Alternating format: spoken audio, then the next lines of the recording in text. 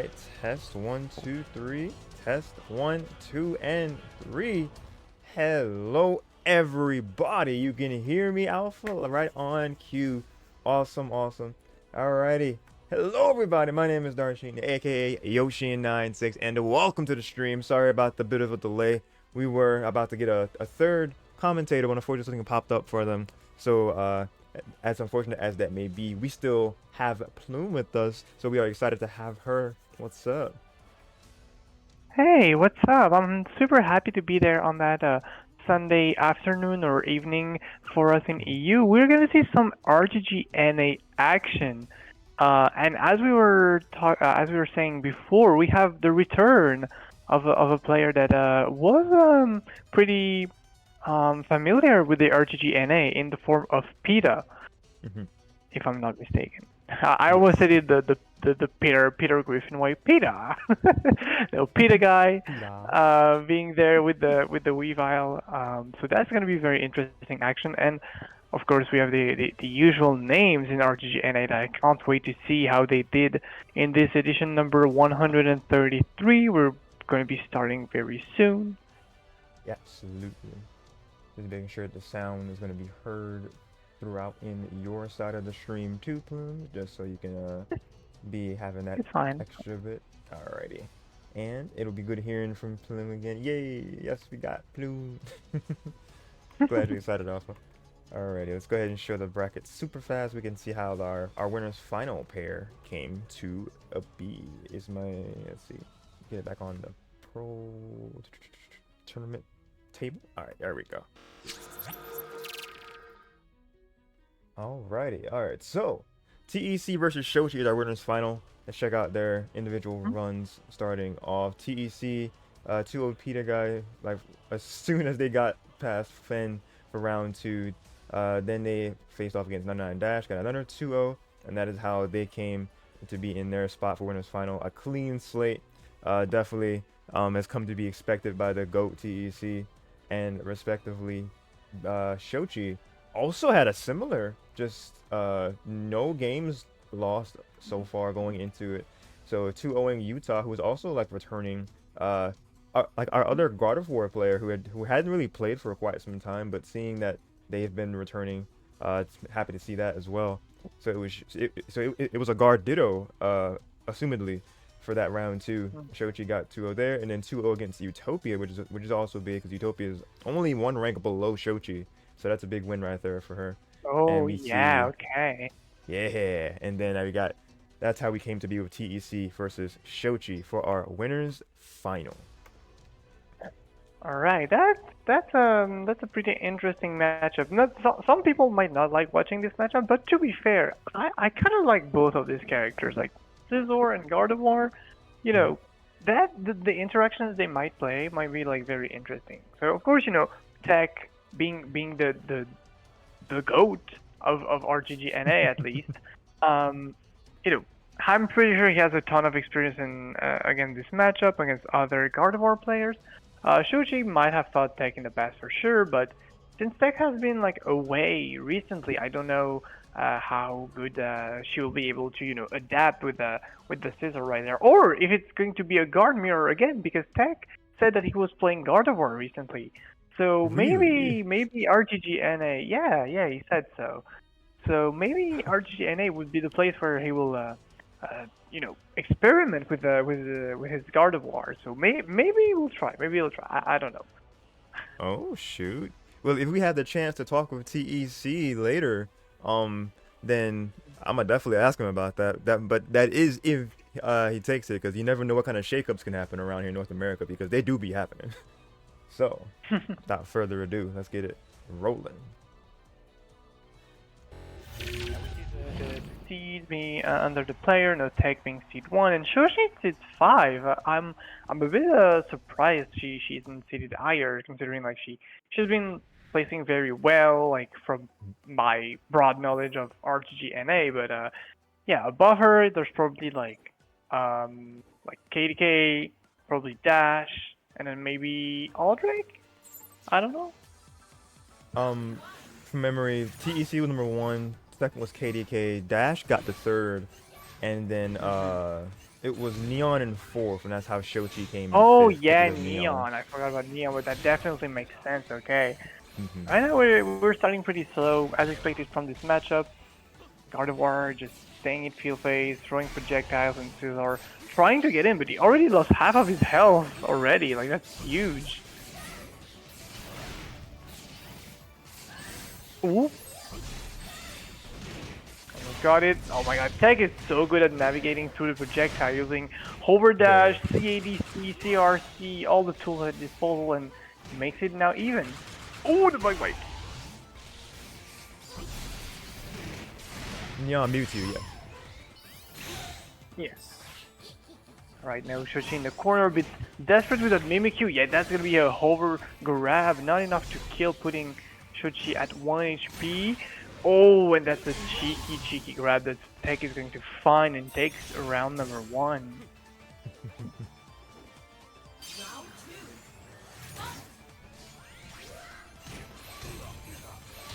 Okay.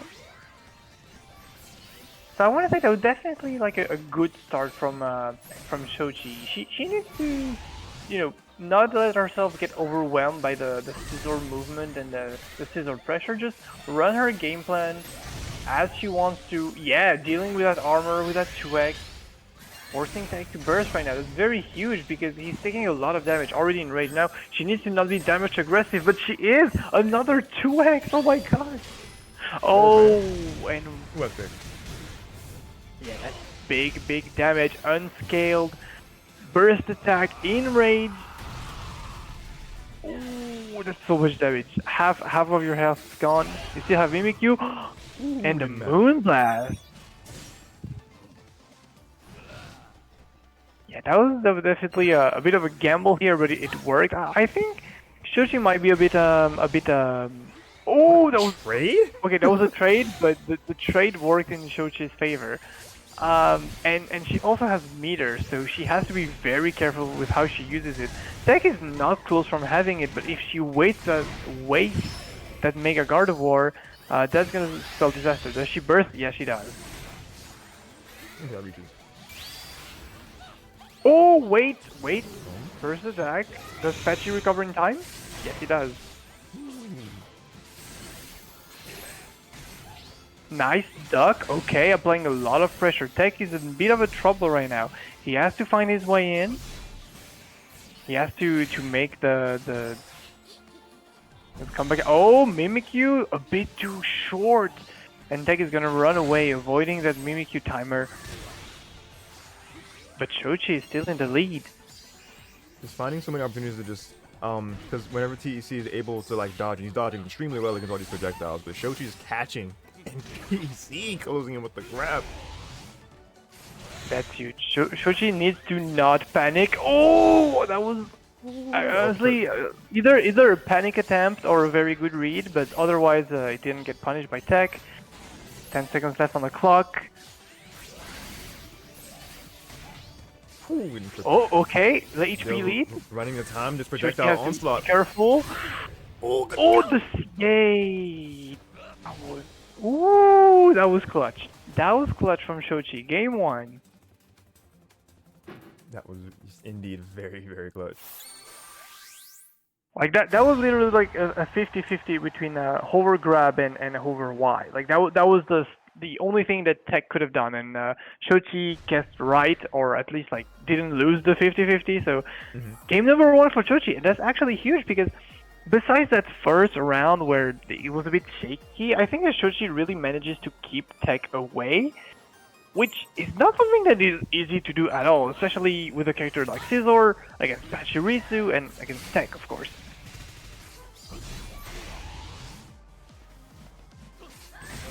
Alright. Oh my god, yeah. And Xochi, what I'm realizing is that she's not afraid to swing. She's not afraid to take those risks and just go in and be like, you know what, you want to be in your comfort zone? You're not going to be in your comfort zone. You know, she definitely makes you, like, keeps you guessing and making you have to stay as agile as you can. Oh, amazing teleport here, not gonna reset, but building burst already. Mega Gardevoir is not a fast building character in terms of CA. Okay, gonna reset, tries to grab. Amazing side switch from TEC. Yeah, Xochi's bursting. Gardevoir play is very aggressive up close. Oh, we popped Mimikyu? Oh, we didn't react to the hover dash. We could have done something about it because once TEC committed to the hover dash, you know, burst attack is pretty much going to win everything. Against everything, I mean. Oh. Okay, beats out the C8, that's huge. Xochi needs to stall it out. Oh, okay. Yeah, that was definitely a bit lucky. You have some interactions that really work in Xochi's favor, but it's definitely, you know, good for her. But now TEC has burst.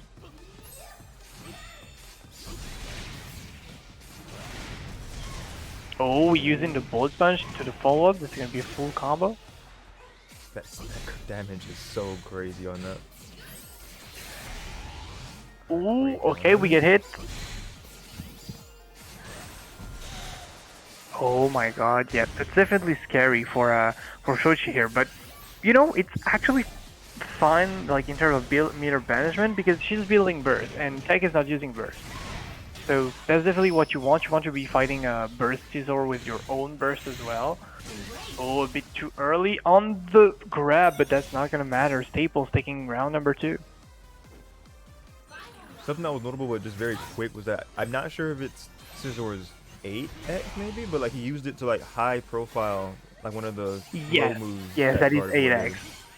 Look at that again. Yeah, he goes over it. Like that's a property that the most, I think, 8Xs do, if not all of them, is to avoid lows, and also avoid grabs. Like that's their intended purpose. Oh, okay, very good JY actually. Now we're gonna put TEC in the corner. That's huge. Okay, we're gonna pop Patchy, but he's still gonna get caught. Yeah, because Scizor can't really jump over Gardevoir's things because Gardevoir's moves can go so high. So like you have to just get them out of there with rapid, like he's doing now with Bug Bite, getting out of this corner. So big right there. Okay, Xochi needs to not panic. Okay, holding block, actually good. Yes, good reaction. Okay. Good reaction. And now burst is gone. Okay, using burst is actually to do some chip. Ooh. Man, they cancel out. Ooh. Oh, that's huge. That's huge. Out, Oh wait, man. does she go for the unblockable? Nope. Alright, Patchy. Oh, still got hit before the Patchy. That's actually huge. Oh, she Oh, gonna delay, but not long enough. Okay, this is a one-touch situation for both characters. Oh my god. 5 seconds remain. 8X again. Oh, maybe she can deal enough chip. Counter. Oh, barely not. The CA? Oh my god. That was very close. That was very, very close. I think that Xochi didn't really realize that she needed to, like, chip TEC, and TEC was like forced to kind of respect it. Like, if she put like a, let's say, a future sight on the ground or even in the air, right? TEC was forced to either like take the chip or armor, and that meant that, you know, Xochi could have done something about it. I don't know if she was aware of that, but she could have put like TEC in kind of a checkmate situation. Bro, shut the fuck up, Vietnam.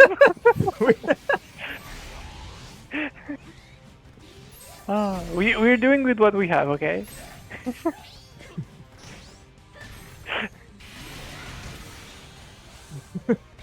Leave them alone. Hey, yo, chill. Oh man, that's crazy. Well, welcome to Weird Dog. Oh man, that's funny. Okay, so should Yo, be you tell the going in.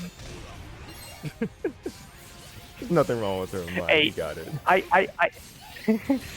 Yeah, you know, I used to have an even worse mic. Like, my mic was just like wireless headphones that was just fucking crazy. Oh no. Worse. Like, there's an RTG EU stream where my voice is so fucking distorted and awful and just like, oh my god, and nobody told me about it. Oh, that was a good bait attempt from Xochi here. Oh, Mimikyu? Wait. With a grab? And again, Man, we're not reacting to the dash here. He just smoothed in and said, I'm gonna just take that grab opportunity real quick. Ooh, but the pop-up from Xochi, playing this long-distance game really well. 20 seconds remain. TC has to find a way in, but that meter just getting filled right there. 15 seconds remain. He's choosing to pop it now. Or, Oh, yeah. the staple. Oh, the CA. Ooh. Wait. 8 seconds. Can Xochi do the thing? Patchy is definitely a good call, and Burst Attack is a good hit.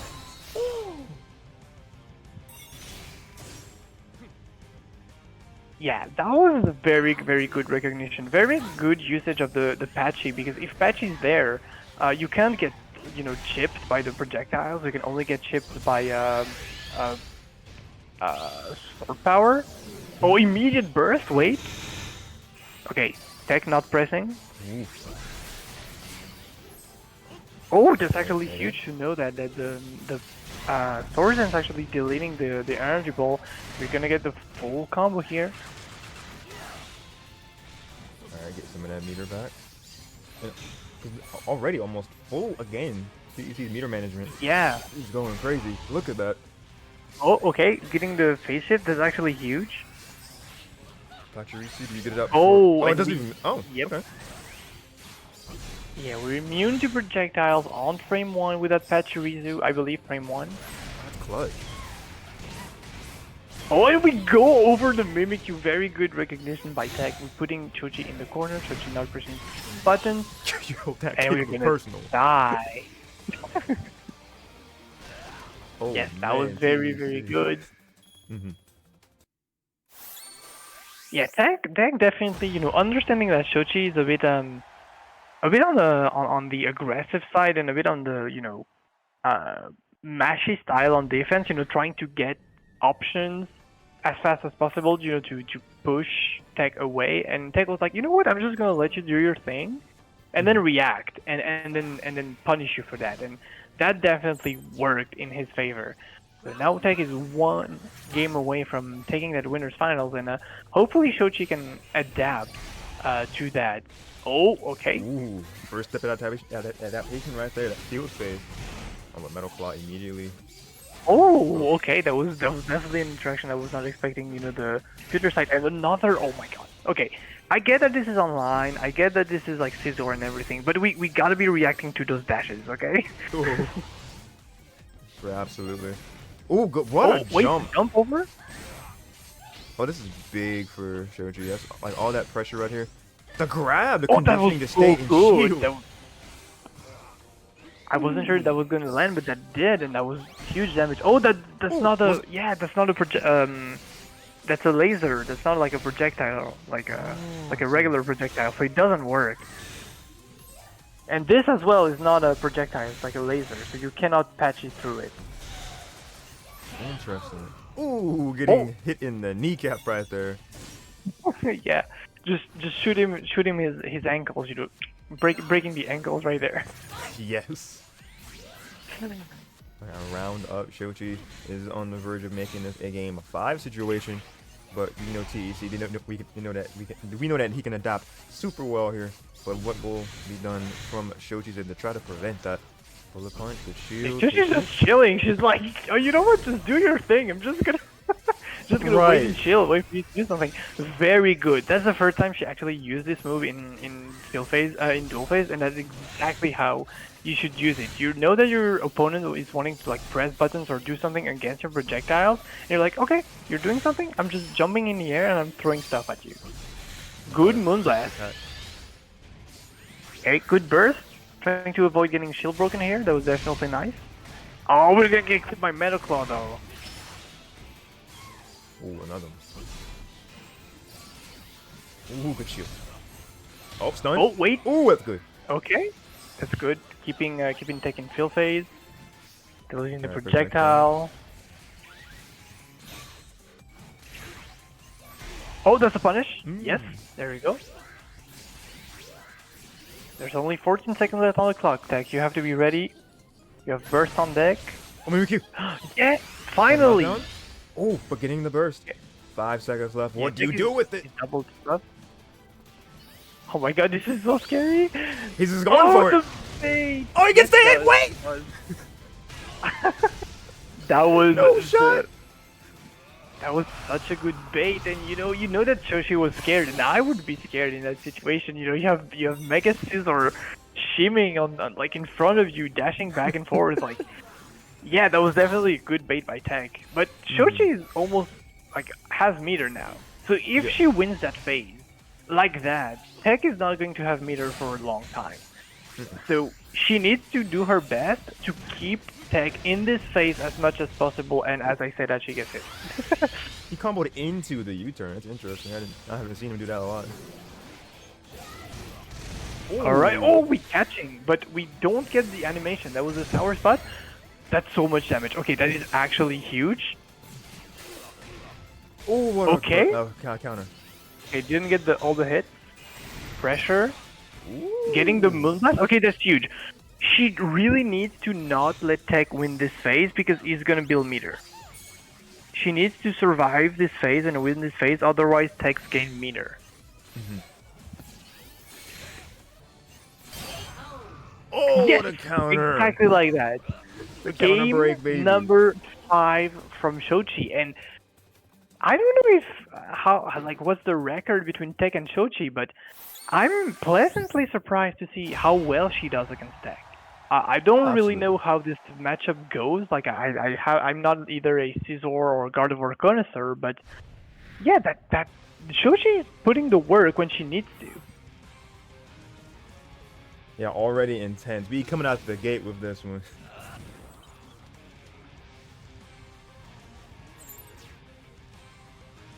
Yeah, we have a game 5, and yeah, the name of the game here was truly just meter management and winning those field phases.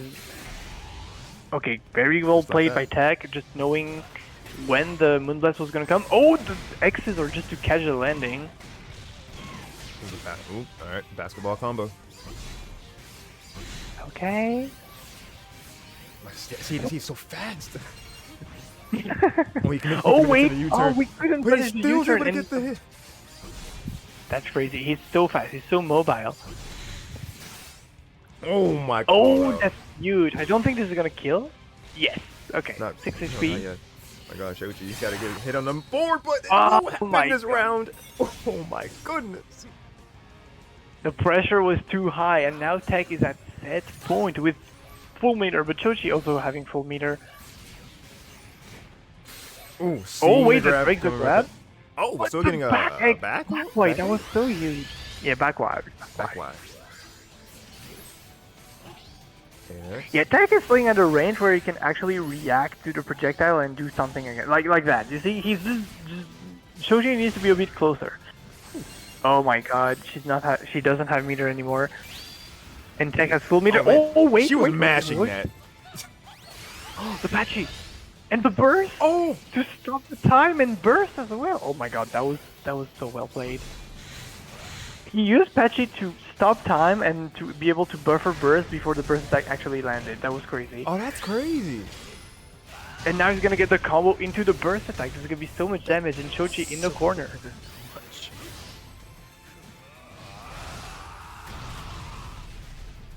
Good lord! And you're in rage. Oh my god, the counter. Oh my god, Xochi, you have Mimikyu. You need to use it somehow. Oh man, that was like right on his head. Okay, unblockable. Go for the. Okay. Fake out. I like She's the trying first to pressure him. Ooh, nice. Okay. Knock down. Chip. Yo, Another all the chip. Ooh, the pop. Okay. Oh, knock down. Wait. Shield pressure. 8x. C8. Oh, man, she had a grab right there. That's almost a shield break. Jump. Oh, the hover. Oh, you get caught. No. Oh no. Ah, that sucks. And that was well played by TEC here.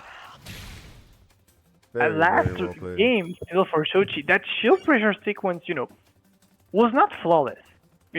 TEC could have like jumped multiple times because Gardevoir C is a mid-low. But I can understand that he was, under pressure and stuff like that. But that was well played by Xochi from start to finish. Unfortunately, not keeping the composure long enough to hold up against TEC that's going to move on to Grand Finals winner side. All right, let's see. Let's get some other music playing. We'll get that next set ready for you guys. But before we get that one in, I'm gonna go back to our table and get things updated over here. As soon as my music wants to kick in, there we go. All right. Okay, so let's switch on over to our table again. And booyah. Yes, Ooh. the magical table of challenge. Alright, we update the scores. Very close starting things off. 3-2 TEC favor. Submit that. And TEC will be seen later on in the winner's side of Grands. And we'll be seeing Xochi later for loser's final against whoever she goes up against. And this is a set that I was definitely looking forward to seeing. One of for sure seeing Dash and the return of Pita here in our top 4. It's gonna see that Pikachu versus Weavile, two of the smallest characters in the game, just going at it full force. Aldrich was saying Plume Guard CA is a mid-low, but it's tied for the fastest CA in the game. Is it really? Yeah, I saw.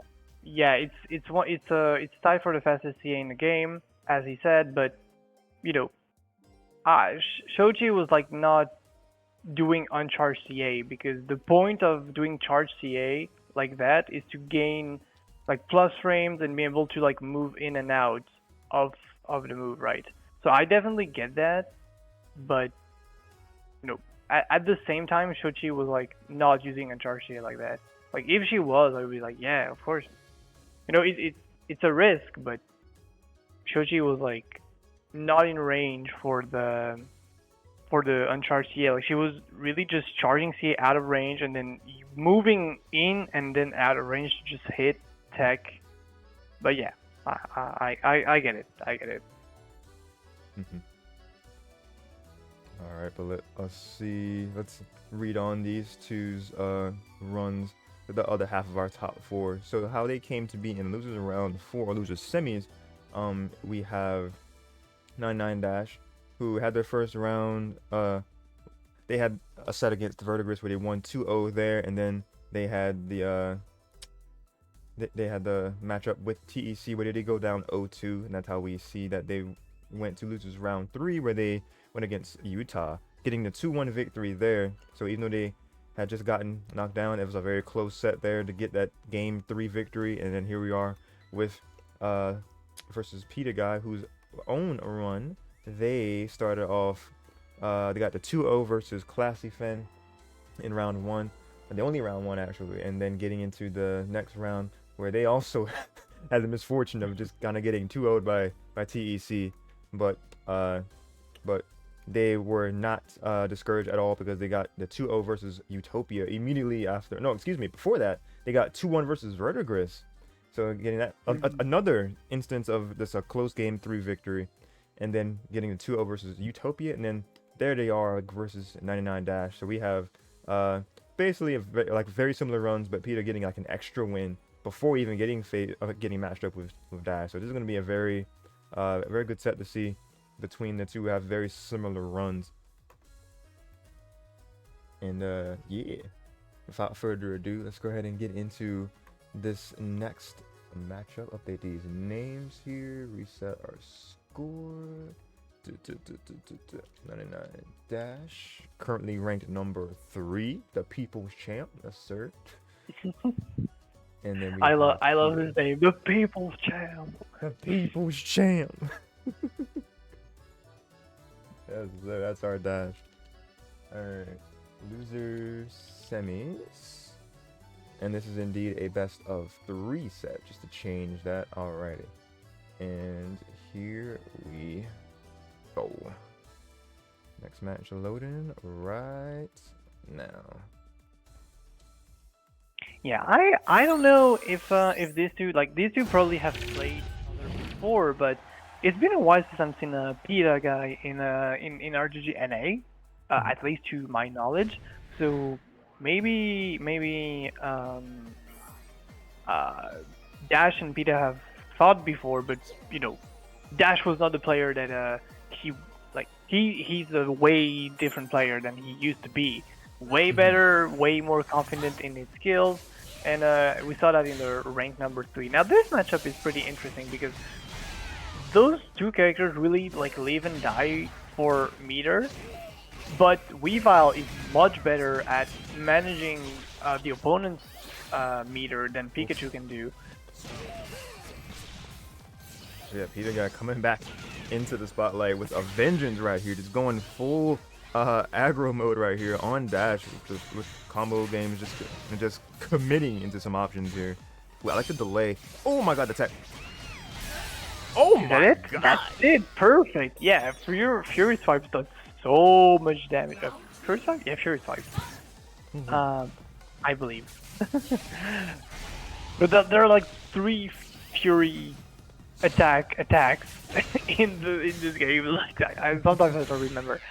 Anyway, oh, that's a punish. Yep, very good. Not choosing to go into field phase, and we're gonna let Pitaguy bursting in dual phase. Okay, nice Umbreon though. Umbreon.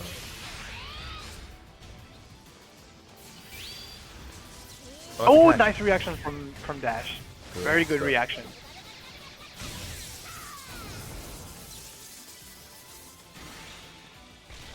Alright, no burst for Pita. He has to deal with Pikachu and the aggressive J. X. Oh my god. Oh, That grab was so what a good. bait. And that's it. Oh my god, these two are like neck and neck. That's crazy. That's very cool to see. Yep. Very cool to see right here. Just going blow for blow right here. Gotta get the knockoff to shift our phase. Oh my god, the grab. Oh, what? We tried to wake up grab Dash? Oh my god. Dash tried to get that grab, but Pitaguy saw right through it and gonna claw right through them into the field phase once again. They're like, you know, you move, no, you move. Alright, good grab. Another grab from Pita, but now he's in the corner. Yeah, we're waiting for Dash to waste the Umbreon, and now we have Burst. And Dash has to be extremely careful with how he plays this out. He'll tick throw 2Y into grab. Tried to catch the shield dropping. Ooh, using the counter property of JA. JX. The people dive kick. Oh wait! Into the Very burst impressive. reset, very nice. We still have Evoltal on deck on Pita's side, and we haven't seen the Evoltal yet because the sets have been too fast. Wait, can he kill from that? I don't know what's the max damage. Oh! No, that's not death, because Pikachu burst that does not kill. Oh man! Oh wait. If only they had Jirachi. Oh my god, that's so scary. Oh my god. He can counter that, Oh. yes! I Oh, love the and Dash mix-up takes idea. game number 1. Yeah, the mix-up was nice, but as he committed to the dive kick, it was just a matter of can Dash just, you know, hold CA or just time the CA as he lands, or like just like the only thing that Pitaguy could have hoped is that Dash just mistimed the CA and got hit by like the first or the second hit of that JX, but it didn't. So Dash taking game number 1. Yeah, I love the idea that Peter's going for. But Dash getting that first homing right there to start us off in our game number 2. Ooh, the JX, Oh, JX? into the just frame God Fist. Oh my god, with the Volt Tackle. Ooh, Oh, the novel? the shield pressure. Alright, wow. Dash. Let's go. Oh, okay, nice flash into the side switch. We're gonna drain that meter. Or maybe not. Oh, we optimize. I'm sorry, Pitaguy. Ooh, that We counter. optimize the combos. We definitely do. Oh, no punish? Yeah, I think we're Dash. just going into burst first. Maybe homing attack does it. Oh, not quite. Ooh, good rear back. We whiff punish? Okay, that's not gonna be enough to kill one more mix-up for both characters. Oh, great Okay, time reversing? burst right there. Oh, that grab was so committal. Oh, what a jump reaction from Dash. Yeah. That was nicely played. That was nicely played. Dash. Okay, no perfect block on the counterattack, but I can get that. Oh, and this time charging the fake out. Okay. Nice Oh, Umbreon. Yeah, definitely doing good to just challenge whenever Peter's going in the air. But the Yevitao, what a jump Yeah, he's gonna from Dash. jump above it, but anti-airing very Still good. getting We this pushing Dash to the combo. corner. Oh, he got caught by the icicle. Ooh, the cancel above it. Over. Okay. Man, schmoving. That's some fast-paced Pokken I like to see. Gonna go for the JX here, beating the homing attack. Oh, what a grab. Walk up grab. Walk up grab. The ultimate power move. Alright, no problem, Alpha. Oh! Good counter. Oh, I'm missing the JY. Whew, but that was such a big counter right there for Dash. Yes. Dash needs to build meter very I fast. see these. What a dash! Yeah, your dashes gets quicker in a burst, so you can have better punishes like this one. And Pita taking round number 2 in that game number 2, but now Dash has full meter. He needs to not get hit by that Yveltal. That's his lose condition, but he's gonna get hit probably. Oh, because of the yes, he icicle did. trap. Yeah, now he cannot burst. He has meter, but he cannot burst. Oh, that's so wow.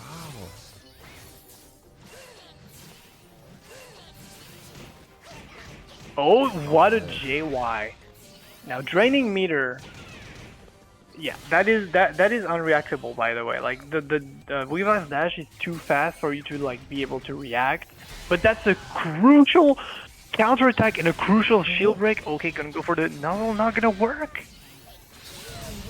Oh, getting caught with the lack of the shield. Unfortunate for Dash, but holy Pitaguy coming back into that game 2 with a vengeance. Yeah, Dash definitely thought that Pita was going to go for the grab again, but tried to press the button and Pita just letting the CA rock. So game number 2 for Pita, and that's such a cool matchup to see. Those very aggressive burst heavy characters, like this is going like back and forth, like that's cool. That changes from like the slow paced match that we had earlier. No, absolutely. Oh my god, the movement from both players, but we're gonna go into the forward Y. Oh, what a counter. Oh my god. I mean, you see these. What a low JX from what that. Oh, you I barely switched. missed we it. drop in. But the counter, oh man. Oh my god, we resetting. What a counter! Okay, we do punish. Okay, I was like, wait, Dash, what are you doing? And winning the phase again. So much stuff happening. Oh, it didn't last. Oh, beating out the counter attack. First attack. Oh. Yes, he does. Good reaction. Does that kill though? Oh, his first attack is so bad. What? To be fair, he was in the air when he got hit, so that probably was like the scaling that made him survive. Okay. What do you do? Okay, good Umbreon. Make him push back a little bit, but no matter. Homing attack is found. Oh, hold on. Maybe? Extended state? Oh, that was so good. Yeah, really good grab from Dash. Alright. Yeah, so what it did here, if it was intended, is that he used when you're losing burst, you have like a brief amount of like invulnerability. Like it cancels out what you're doing, so you can like do an action. That grab is not gonna kill. Yes. Okay. Not one more mix for both players. Vegeta almost bringing this back is what's crazy to me, but the counter closing it.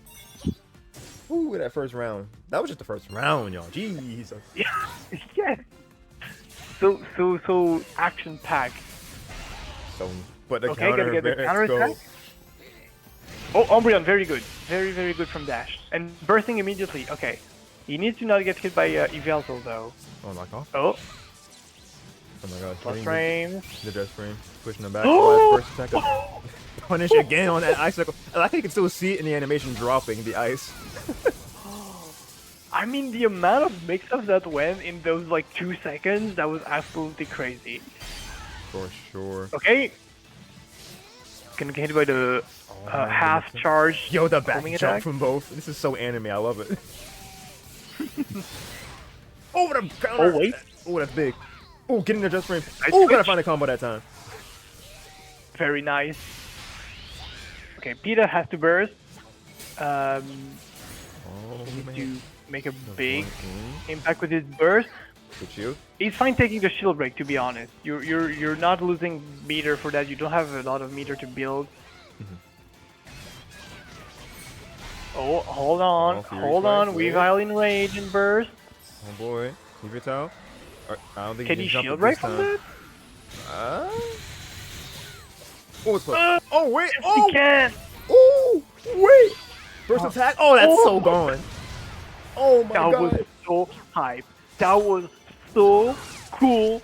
See the guy taking round number 2. I was like, hold on, can he make it like a block swing so he can shield break? And yes, he can. And I don't know if Pikachu is like a low shield or like medium shield, but wow, what a recognition from PETA. Absolutely. The JY? Oh my god. Alright, Umbreon call. Great Umbreon. I think the pierce their counter. And did I... Yes. Wait, you can cancel knockoff? What? Yeah, you can cancel knockoff on whiff. Dude, barely missing that burst attack. Oh my god, they're just going... They're just swinging at this point. Oh my god. JX, 5X. Oh, Dude, oh, the light cancel armor. dash went zoom. Oh my god. It's still going so fast, but they both don't have meter, so the one that's going to be able to build meter first is huge. But since PETA has Eveltal, but wait, can Dash go over it? I think he can. So, yep. Yes! Now he's out Oh. of the table. The fade back JX, I think, was a little bit too far to connect with the grab attempt from PETA. Alright, I want to recall that this is best of 3, so the one that wins this round wins the set here. And Yes, advances down to to win the wire. to losers final. Umbreon, good recognition. You can press in between the hit. I'm dropping the shoot at the end, We unfortunate. drop. Okay, 15 The seconds rollback, wait, the left. counter? Oh, held it for the whole thing. Oh, And burst reset. Okay, that's huge. That's good. 5 seconds. Oh, is that the catch Catching the jump? himself, Oh! that's gonna be the burst attack. And Dash going to the one against Pitaguy in a banger of a set. That set was so cool. No, for real. It was such a good back and forth between these two talented players. Oh my god. Because even though Pitaguy is not ranked in the most recent season, showing why they were one of the best while they were here before, coming back in a huge way, getting that foot down to the last possible game, last possible round. Huge props to Pitaguy. I think because that is a 4th place finish for sure. Yeah, shout out to Pitaguy. I hope they come back in RTG NA later on because their Weavile is hype. The shield So break hype. setup, I was like, can he do something? Like I was expecting something like, okay, he's just gonna do like fake out and whatever, and it's gonna be scaled, so maybe he's not gonna kill. But he actually went for Ice Punch, and Ice Punch, you know, it has the follow up, and it wolf sled it, and oh my god. Oh, that was so cool. All the pressure was so cool. Alright, let's update our bracket right here. And just another down to the wire set here, like the last possible game. That was Yes, again. I hope this is gonna be like that for the rest of the tournament, to be fair. Man, it would be so good. Alright, Dash getting that victory 2-1. And we'll be seeing another clash at Titans here. Xochi versus 99 Dash is our upcoming set. Let's get that updated accordingly. Xochi is our current number 5, and then number 3. We set that score, and we'll be going back to a best of 5 format from this point onward. Let's change that accordingly as well. I hope you guys are enjoying these thrill-filled games so far. Welcome back, Alpha. Yeah, an all-out brawl for sure, Meteor. They said they feel like you're watching some Guilty Gear.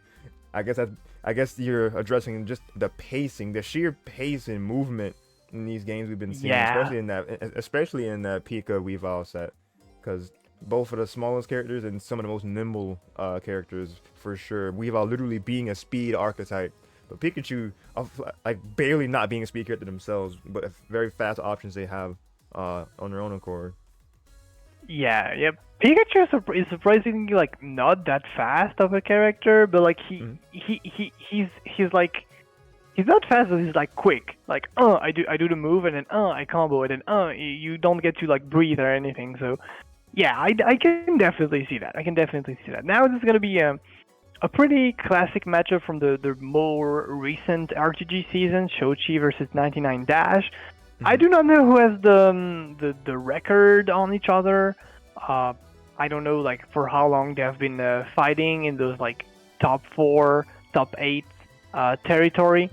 But that's gonna be an interesting match. A match of the mid tiers actually. Pikachu versus Gardevoir, the two characters that are like not even considered like top 15 by the most like by most players. Characters that are not in the higher tier category, but definitely viable and workable characters. Since those players are in top 4 for a reason. Like it's the skills, it's also the characters. So yeah. Oh yeah, for sure.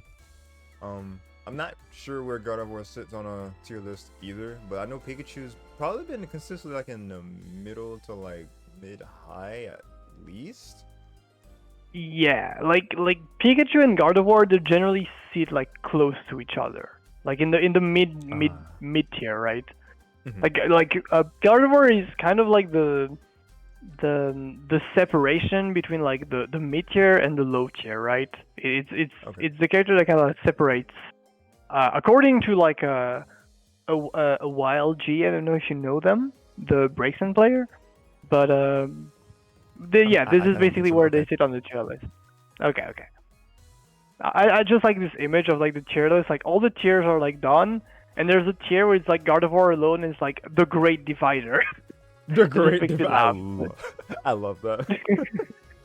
So yeah, that's the thing I was referring to. But yeah, those characters are often like put in the same tier, same spot, in the tier list. So yeah, we're gonna jump into the action, best of 5, losers finals to have a chance at fighting TEC.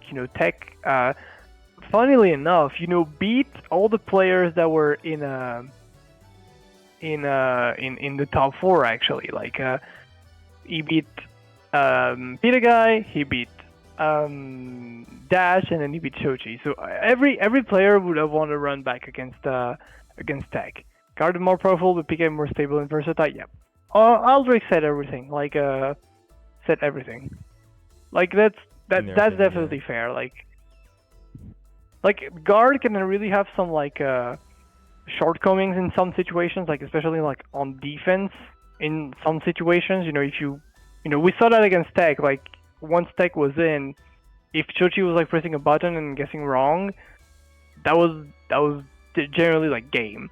Where Pikachu is a more well-rounded character, but he doesn't have the best option as a well-rounded character.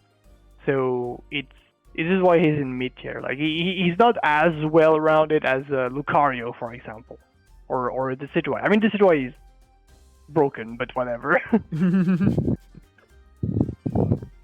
Yeah, Guard can definitely hit like a monster truck, especially if they have like because what is it, stored energy or stored power? Yeah, stored power. Yeah. Yeah, I mean, the damage they can deal both on hit and on shield can rack up very fast. Like we saw like field phases where TEC was like taking half of his life just from like damage alone, because Gardevoir is one of the few characters that can like rack up damage in field phase without actually shifting, which is a thing that not a lot of characters can do. Like Darkrai is also one of them. So yeah, the damage can rack up very fast, and also like Gardevoir's damage output is surprisingly high. Like zoners in this game surprisingly have a kind of a high damage output if they get the right hits, of course. But like even a character like Chandelure, you would be surprised like in like some situations how much damage she can do. Like her bread and butters don't deal that much damage, like the stray hits into special, not a lot of damage. But if you get like a dive kick or like a jumping attack, it surprisingly does a lot of damage. But anyway, we are gonna jump into the action. Pikachu against Gardevoir, of course, as expected. Are we going to see the Jirachi though from Dash? Yes, we do. Okay. Very good, very good call.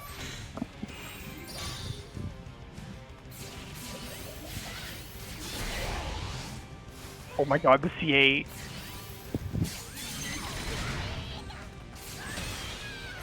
Would I consider Guard a ticking time bomb?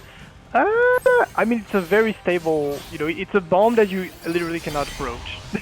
It's not like a glass cannon character. It's not like that. I mean, it's more like she has bad defense because she's a zoner. She has to have a bad defense, otherwise she would be very strong.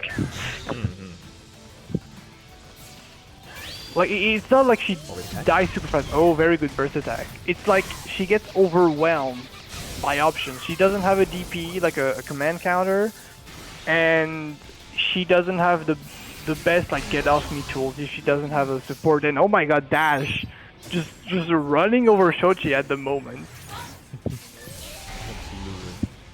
Oh, okay, the discharge? Is it? Oh, no, it's Thunderbolt. It's Thunderbolt. Discharge is on the Libre. The 8x going over the 2x. That's what TEC was doing also in the Winners Finals. You can get over this move. And again! Oh, it's a double read! Yeah, and also something related to Gardevoir damage. Gardevoir has a 120 damage grab. So like she does a lot of damage even if she grabs you. So yeah, that definitely adds up. Oh, the dash up burst, okay. Dash being aggressive, that's smart. Oh, nice, okay. Nice. Oh, it doesn't work. Come on. Wait, burst attack? Oh, we pressed it. Great burst attack from the corner. Dash getting out of that. Sure, she's definitely gonna burst now. Xochi. No, she's not. She's just out of the corner. She's out of there. She said, "Nah, get me out of here."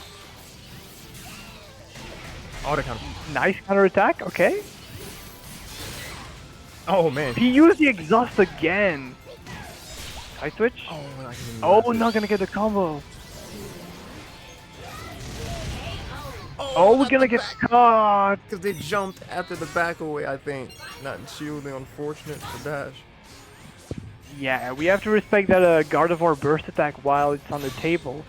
But Dash, you know, not in the bad spot. He has the meter advantage. He has Jirachi ready if he needs to. There you go. And if he plays aggressive, he can just kill Xochi out of like this next 2 interactions. Like he wins this, he bursts, and then he wins again. But he has to, you know, actually hit Xochi. That 6x was the fucking... Oh my god, sorry. That was like the most confident 6x I've ever seen. Like, you were against Burst, Pikachu, you're like, nah, I'd win. Nah, I'll just win this exchange, no problem. The Mimikyu call. Oh, not getting the grab. We're gonna get shield pressure. Oh, the counter on the counter. And the grab again, Xochi being aggressive, like, nah, you're not gonna get your party started. And now Xochi is close to having meter, where she didn't have it at the start of this round. Like, she was not really that close to burst. Oh, the trade, that's actually good for Xochi. Because only less than 20 seconds left on the clock, and Dash has to win this phase. Okay, we bursting?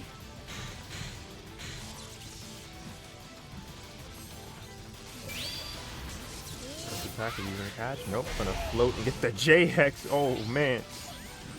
Oh, 6 seconds. I don't think Dash can do something about it. We're gonna dash in.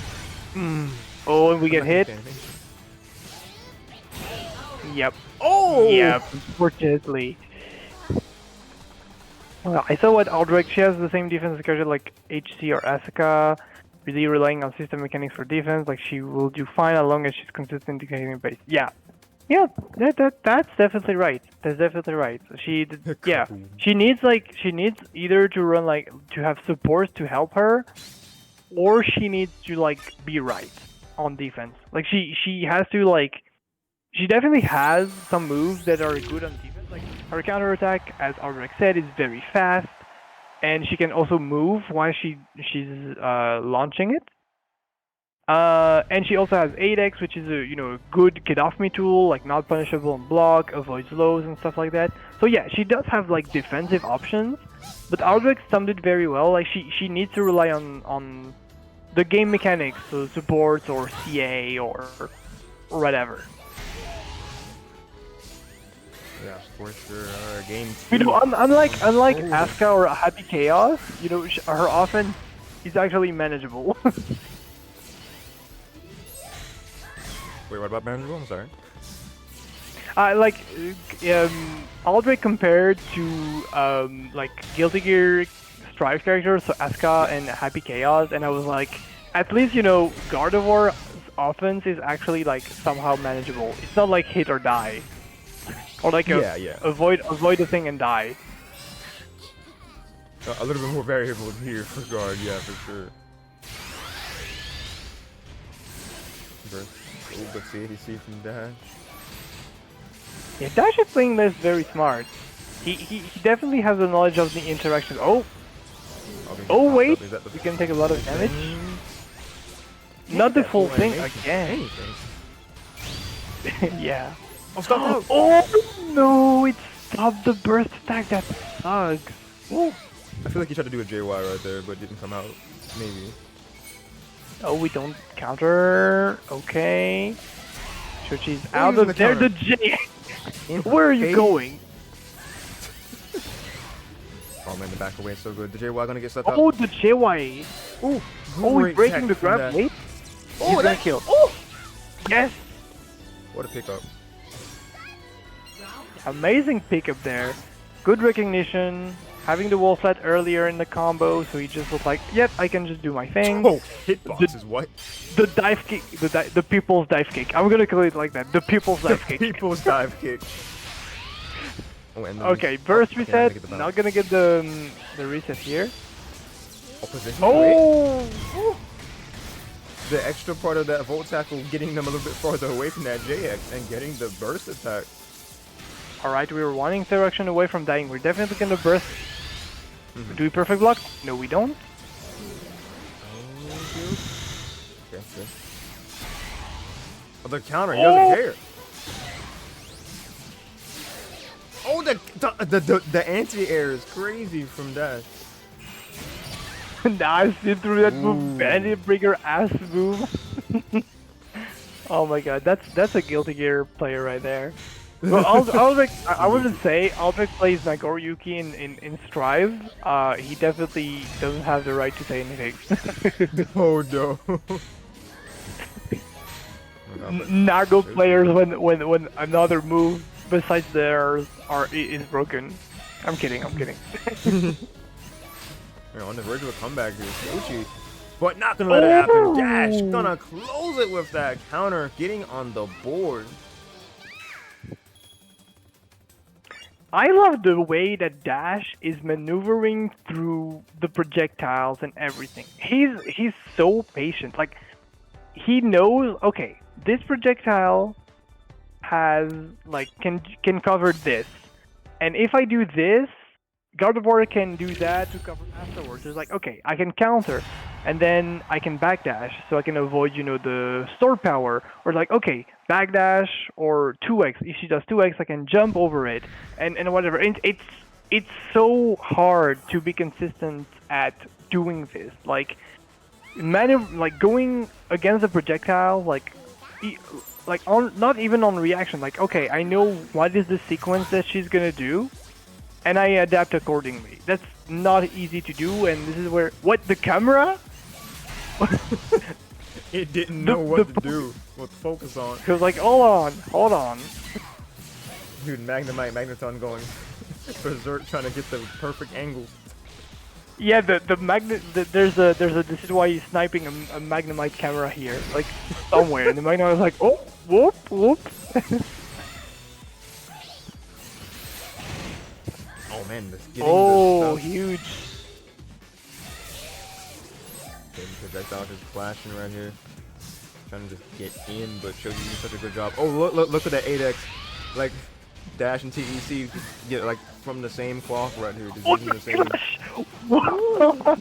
Sorry, my mic just went crazy. Oh, and we again gonna get hit by the burst attack. We're not really considering that option as Xochi. Like we're trying to defend, but we're not really taking account this burst attack. That's the second or third time that she got hit by that. Next interaction win for. Oh, the Oh, Oh my god, playing around with the counter, but burst, good call from Xochi's point of view. And for burst attack, that's he gonna needed catch. yeah. Oh no, not even. I'm gonna time to get that shield again. The JY, so good. The JY. Oh wait, you dropped it! Drop. Oh wait, You kill? the round is gone! the No. rage damage. Oh, that was an unfortunate drop from Dash. This might cost him this game, honestly, because he needs to fight against this Gardevoir. He has the meter advantage, but he needs to win that phase first. Quick works up to Xochi. Getting that first round though, just kept the pressure and noticed the opportunity to take once they saw the whiff coming from that combo. Alright, good CADC from the counter. Xochi getting in a better position, just going bit by bit to the wall. Oh, stopping the burst attack again! Out the burst attack. Now you have to fight this wall of projectiles. What do? You get hit by that my God. wall right there of energy. Oh man, they're not gonna get the grab there. Both of them just CADC, getting their bearings. The JX counter coming out to go to the ground. Nice from Dash. JX, ooh, baby, dual JX. That is the nice combo to the wall. Double just frame 6 Into the double electric. That's hype. Very. And honestly, Dash is close to having meter, but Xochi as well. This fill phase win is going to be huge because the one that wins is going to be able to put pressure onto the opponent. Nice, actually, movement around from Xochi to have the corner positioning. We're going to call Jirachi and burst. Oh, good burst. 10 seconds left. Oh my god, what do you do with this? I feel like we're gonna see a Hail Mary. Wait. Oh, Okay. electric ball I trying was to like, get the please jump don't reach. let yourself die. Oh, he's gone. Oh, for and it. we What jump the over. die? Very smart. Woo. Very smart. We knew that the burst attack was out of the table. There wasn't a lot of things that Dash could have done in this situation. And Xochi taking game number 3, going up 2-1 in this set. But if it goes as the same games, it's gonna be a game 5. You know what? If it's not a game 5, I'm gonna say that's rigged, and we should do a replay. It needed to do a replay immediately. All right. Sure. You're like, nah, this is too exciting for it to not get a game 5. Blue wants the whole You thing. two, come here. Redo your set and make it game 5, okay? All right. Game Yo, 4, Riggs. same characters, same support. Yo, what's good, Riggs? Wait, you rang. Let's go. Wait, did Hey, you say, Riggs. wait, did you say Riggs or did you just say like I would need the recount if it didn't get a game? I No. don't think... No. I said hey Riggs. I said hey. Oh, Riggs. okay.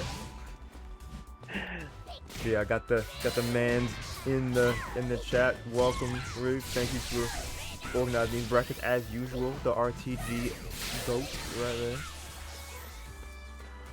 Yeah, since he talked about the Riggs headquarters, I imagine like Riggs being in like that tower and like watching above all the RTG action. I can't get this image out of my head now.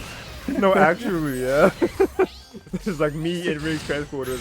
This is unacceptable. We must get the W next time. It's so good. Okay, actually good usage of the Mimikyu here. I'm not going to like be a bit corrective here, but Xochi hasn't been using that Mimikyu this well during the set, but this one was a good one because not only she got the attack buff from armoring an attack, and she used it at a moment where she could stop. Oh wait! Oh, That's death, isn't it? yeah, that's death. That forward Y is the fact that you can cancel it is so good. Like you can do so much stuff with that. Yeah, that was a DX buff that Pikachu got. Love it. Oh, the Oh my okay, god. okay. Dash was like, you can keep coming down, but I'm just keep in this better ADEX. flying position. shield. Xochi giving a good bit of assistance to the meter. My god, the air movement from Dash was very good. Doesn't get the JX though. Oh, good. Good bump Xochi. Oh my god. I was like, when are you gonna hit the Here, ground? to reset? Alright, the slow walk up. Trying to get in their face. Oh man, what a pickup! He went Just for it. run He up, said run up uppercut to the face. It was like so brutal. so bold. Okay. Try to get the burst attack again off the forward wide, but not going to get it that time. Running back, but did he get the shootout in time? Yes, we will. I love they didn't try to go for Jags right there, just getting the jump, just getting your positioning. Good counter, catching the dash away. Oh, and the nuzzle. Good nuzzle. You know, follow up, but just ensuring that they get. Oh, not believing in the counter attack. 15 seconds left. Definitely doable for both players. What a jump! Oh, we have the burst though. Burst attack. Wait. Oh, the burst attack. Ooh. Yes.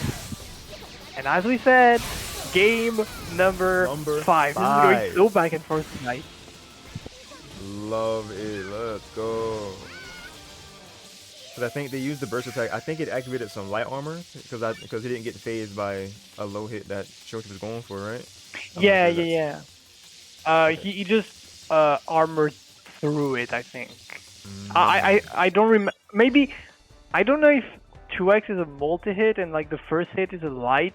It might be that. I'm not sure. I'm not sure. I need a maybe Aldrake is still in the chat. He can tell me. He probably knows Gardevoir a bit better.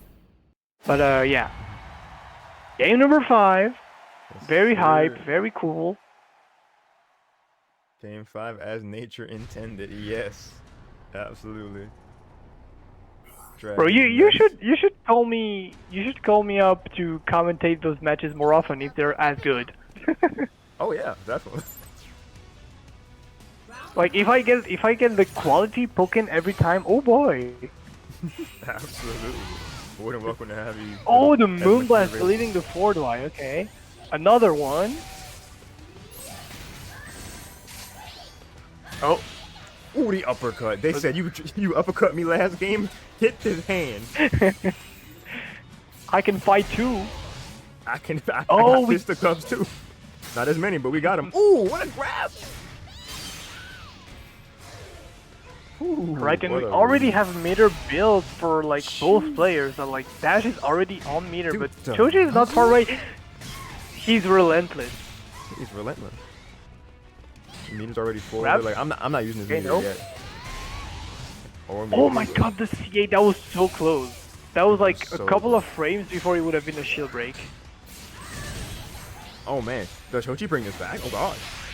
Oh, what a good burst call from Dash right there. Mimikyu. Oh wait. Xochi. Oh, I'm not sure if that's a smart Mimikyu call here because you're just wasting it. Yeah, that's way too far, unfortunately.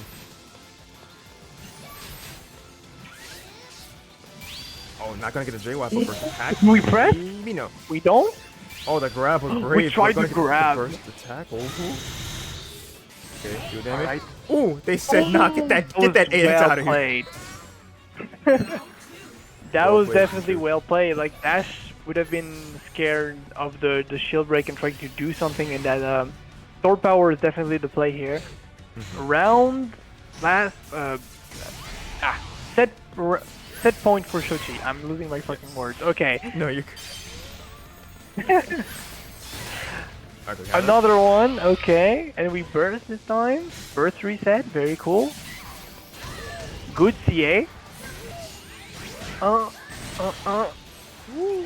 not a lot of damage. There was no damage because of the Xochi defense buff, but that's what mattered. Like the shifting the phase. Okay, good. We stall. Okay, do we use Mimikyu accordingly? Yes. Yes. We do. We pressure. Oh, not gonna get the punish on the whip there. Dash is still gonna find the counter here at the end of that field phase. Get duel. Just out of range of sword power. Oh my god. QI. Not gonna get the follow up from it. Oh, just backing away from that counter. Counter from the wall. Ooh. Messed up the combo. And that's huge. Xochi is so close to having meter. She needs to play it well. Oh my god, The second hit home music, oh my god. she went aggressive. Hey, Xochi giving them full meter. Getting dash. Oh man. This is the last 5 seconds. Dash. You have Yes, to use yes, do something. You have to. But Xochi will as well. Oh my god, 2 seconds, maybe not First enough. attack. They're going for it. On the shield damage. Wait, she's going for it too. 1 second remains. Yeah. Oh, I've got this. That's The full animation finally. And that's probably gonna be it. I don't think that Dash can make up that much HP in 1 second. That's gonna be the time up for the win for Xochi. Gonna take it to 3-2 over 99 Dash, advancing into grand finals. What a play. What a set. Honestly, that was kind of checkmate because they're like Gardevoir's burst attack is like almost like impossible to avoid if you don't have like a projectile invulnerable move, which Pikachu doesn't have. And then like it would have like pushed Dash further. Like it was not checkmate, but it was definitely like if Xochi kept her burst attack, you know, there was a threat of burst attack all the time. This is what I mean. But yeah, that was definitely well played by Xochi. Such a good match, you know. So Dash being aggressive, Xochi being aggressive, just oh my god. I'm in the loss for words right now, but this is gonna be grand finals. Yeah, it's such good back and forth, like you say, because like you said, they were just going blow for blow with being aggressive, and Dash's patience was definitely like bearing a lot of fruit for them in that set. But Xochi was able to just get some better positioning and get a little bit on the upper hand of reaction over Dash's options, so they were able to clutch out and get that timeout victory for the set. Gonna go 3-2 over the people's champ. I love this. Like this I don't know that much. Like I'm a WWE fan. I don't know if there's a wrestler that has like a name that is like that, but that definitely sounds like a wrestler's name. The People's Champ. Yo, if only Dash had like a Libre of some kind, it would all come together. Oh, we need that. We need that so bad. Okay. Yo, I'm gonna the Libre secondary. Bro, the next at the next PR, if you can do that, you just put a belt on 99 Dash's name, and you put the People's Champ on the belt. Okay, I'm just going too far. Oh, anyway. No, I like it though. I like the idea for sure. All right, but the time has come. Dash the Rock Johnson. Rock Johnson. Oh, I love it. I love it. Oh my god, I need to. Oh, Dash is not there. I'm going to DM Dash with Dash the Rock Johnson, and he's not gonna understand. So you're like, what? Oh what are you talking? What? What? Okay, I'm not gonna do that, but that's so fucking funny. Now I cannot. No, yeah. I cannot unsee Dash, you know, entering RTG with the rock, the music entrance. Oh, this is going too far in my head. We need to start. We're gonna be cooking too much. gonna be cooking a little too much. Yeah, we gotta bring it back a little bit. We're gonna be getting into our grand final here.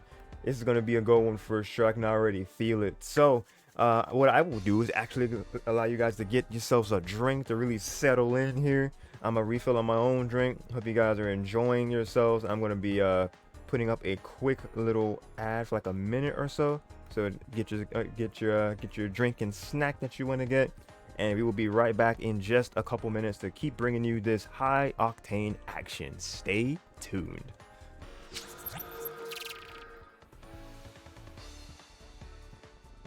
All right, wait.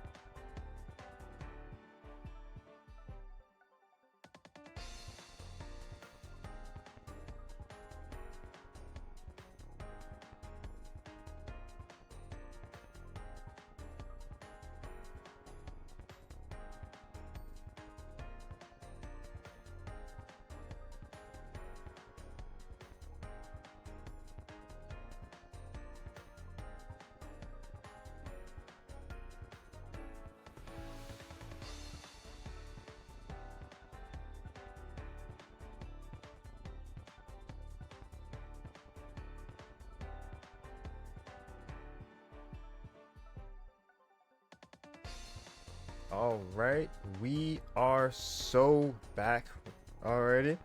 If you are just now coming in, we are about to watch a grand final between this this bracket's closing pair between TEC and Xochi.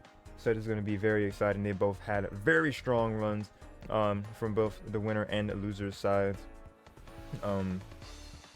Yeah, TEC current number 1 on the PR from the most recent season, and then finals. Yeah, I think it has. Yeah, it's finals in challenge. I'm just so used to Star GG just having it without an S, but it's all good. It's all good. Yeah, grand finals going down between TEC and Xochi. I'm gonna show you guys the visual interest for just a second. We've been mentioning the PR, but this is what we're referring to when we say the PR.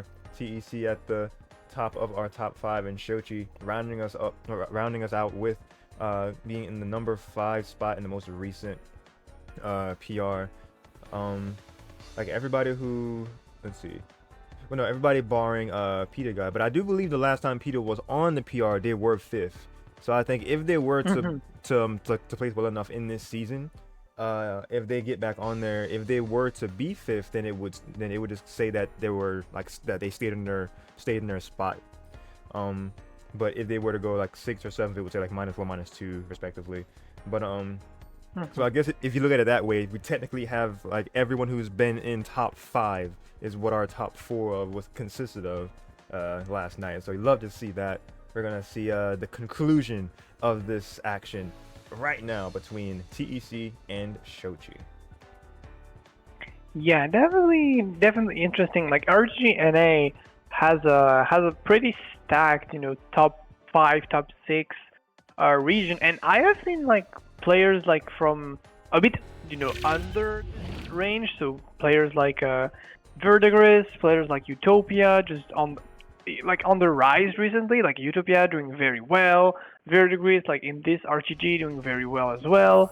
That's very promising for the future. I hope that these players can actually just go further onto the PR and into those brackets, because there's fierce competition up there, and those two players are a reason for this competition. This grand finals is gonna start now. We're gonna see the same matchups and actually not the same support. We're gonna Mega Ray on Xochi's part. Ah, interesting change. Using it immediately too. Does that reach? Yes, it does. Okay, big amount of damage.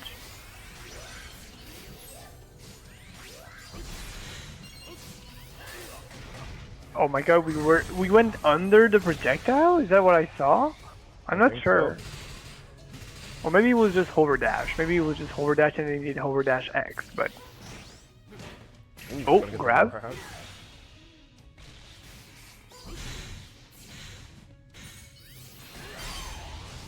Oh, okay. Oh my god, the kick. Oh, catching the jump, you're dead. Oh my god, is that it? That was stylish. That was cool. That was little tricky. Like it just went for like the stuff bounce into bug bites.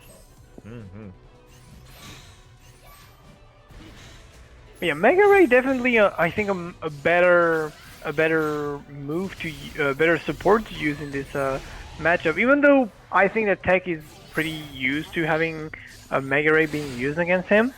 Yeah. But especially in this matchup, I can see how much useful it can be. Oh, okay. I was like, why is he grabbing? Trying to grasp this round here before TEC can get their meaty claws into that HP, getting some with that bug bite. Oh, we immediately bursting. I'm not sure about this decision. It's not really gonna catch TEC off guard, but that was a nice counterattack mix-up here. Yep, mid.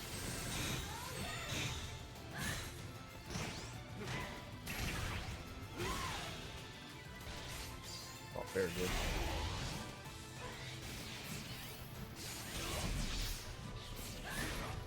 The uppercut. Very nice. Okay, big damage. Okay, TEC has burst. Here we go. Yeah, patchy. Oh my god, we could have get burst attack for that, but TEC wasn't really ready for the punish, the staple, 4 HP. Wait, can we stall out? Yes, we do! Okay, Xochi, okay. Barely. Okay. Yeah, I'm surprised we didn't see like a setup into a burst attack, but that was, I would say, well played. I think TEC expected the U-turn to land, but it didn't. Yeah, great dodge on Xochi's part, but that counter attack not gonna miss because that range is something else. Ooh, the grab on that nice counter. dash. Utilizing that attack triangle beautifully, getting a critical hit. TEC, keeping the pressure, the back line. Very smartly played here. Recognize, like seeing the charge and be like, okay, back a charge back way. That's gonna be a grab. First? Yep. Oh. Yeah, the grab is gonna land first. Man, at that the point, sport why is did you not play the instant. animation for Rayquaza? Jeez, the perfect. And that's a perfect, and that's game number 1 for TEC. We recall he's in the winner's side, so he needs to only win 1 set to win the tournament, where Xochi needs to reset the bracket with the first set and win the second one to win the entire tournament. Yes, indeed.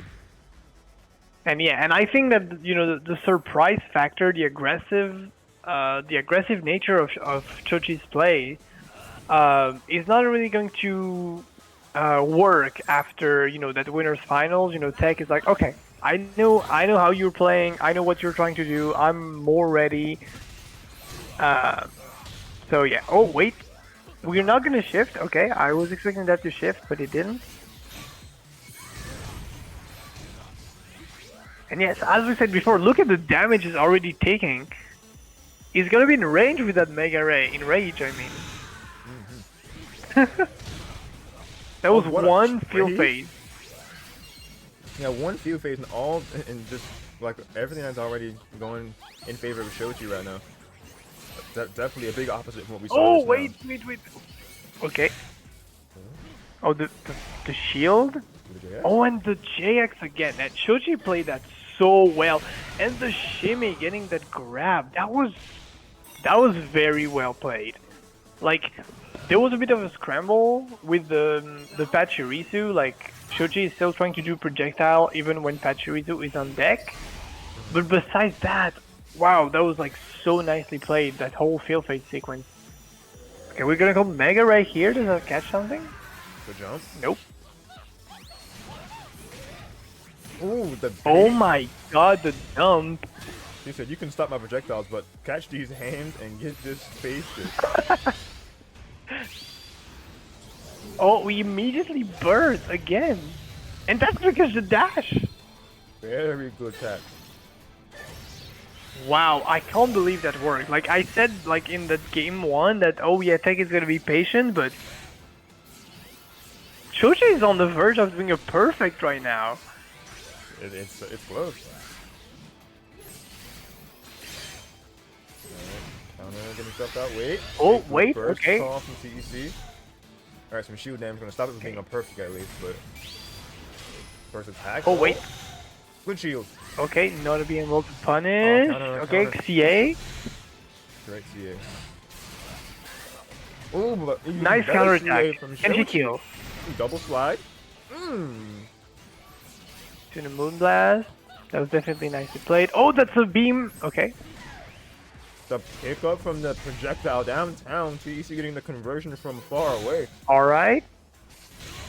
Xochi needs to be very careful with how she tries to escape the corner, not reaching. That metal claw barely not connecting. They're gonna find Good catch. the low Good hit. frame trap. Game number 2 for Xochi in a pretty dominant fashion. I love the frame trap that she did. She was like, okay, if you try to 8x, this 4y is going to catch you after the 8x. Or if you try to jump, it's going to catch you like as you land. Right. And that was so well played.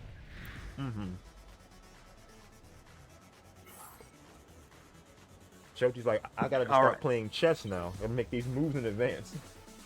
Yes, exactly. But that's good recognition that she was like, okay, I see that you want to like jump above or hop above. I'm gonna do a move that interrupts that.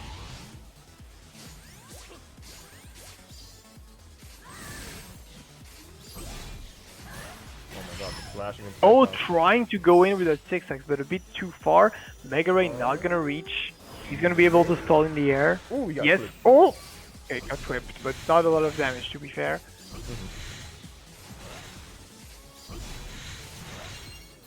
Just applying a lot of chip, trying to 6x again, but not gonna work this time. And the scissor damage coming into play, that's a lot of damage. Ooh, alright, Moonblast. Trying to just dance on him. With a trip. Alright. Okay. The grab. And the forcing grab, that yep. grab. Excuse me, forcing the shield.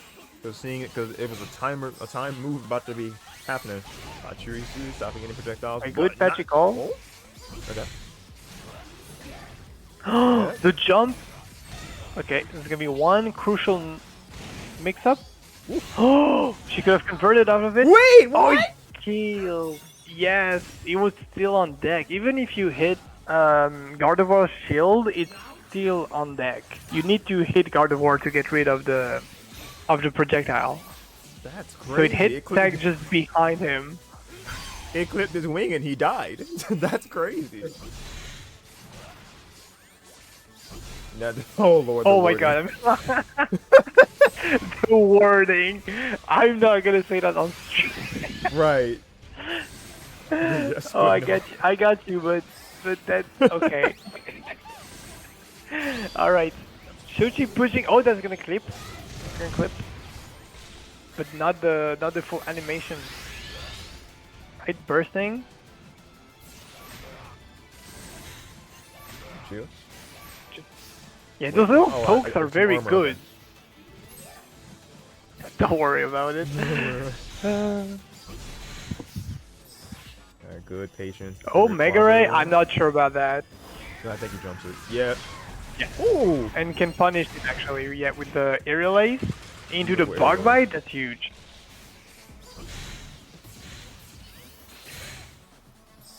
Alright, whoever gets this, Apache? spaceship. Oh man, yeah, that's good for meter for TEC. Phasing through that projectile, gonna get the bullet punch Yeah. and securing the round. 1-1. 1-1 and pretty even on the meter department, but the whimsical, I believe, or maybe it's special. I don't know. But the meter in advance for tech, the Moonblast beating the charge backlight here. That's huge. And now we're back to the zoning. Tech trying to get in. Oh man, store power going crazy. Okay. I think that's. Oh, still getting clipped. Yes. Alright, good. Mimikyu in range, not Okay, quite. Mimikyu. Jumping over And again. Mimikyu. Just fully Yeah, annihilated. Scizor, one of the few characters that's able to like jump cancel like that over the Mimikyu. And now gonna get the bug bite, just locking Xochi in the corner, trying to force that burst. Oh my god, the optimization. Ooh, this here. Okay, good. knockdown, wait. Okay, good. Burst Okay. and knock out the super site. Good Oh, back. that was the burst. That was the burst. Yeah, that was definitely. Xochi, you're but it wasn't- crazy. You are wasn't quite ready for it. absolutely crazy. Okay, she bursts now.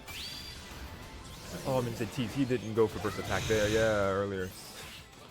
Hachi. 7 seconds remain. Metal Claw. The reaction. Ooh, reaction as Jump well. over. That's it. Woo! The Xochi bug getting bite, the lead. costly bug bite here, and Xochi going up 2-1 against Tech. Hold on. Oh man, this is so big.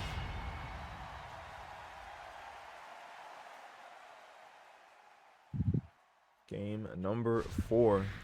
Is it in the script, guys? Is it in the cards? Do we get another game 5 at the very least? Yo, I know y'all The wanna see it. script is still running. The script is still running. running. Shoot, let me.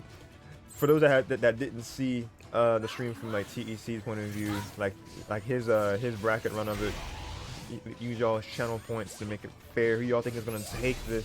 Gonna put the options here for y'all for a quick like I think 5 minutes, because at this point of the set, yeah, that should be enough time. 2 minutes? I think 2 minutes. Wait.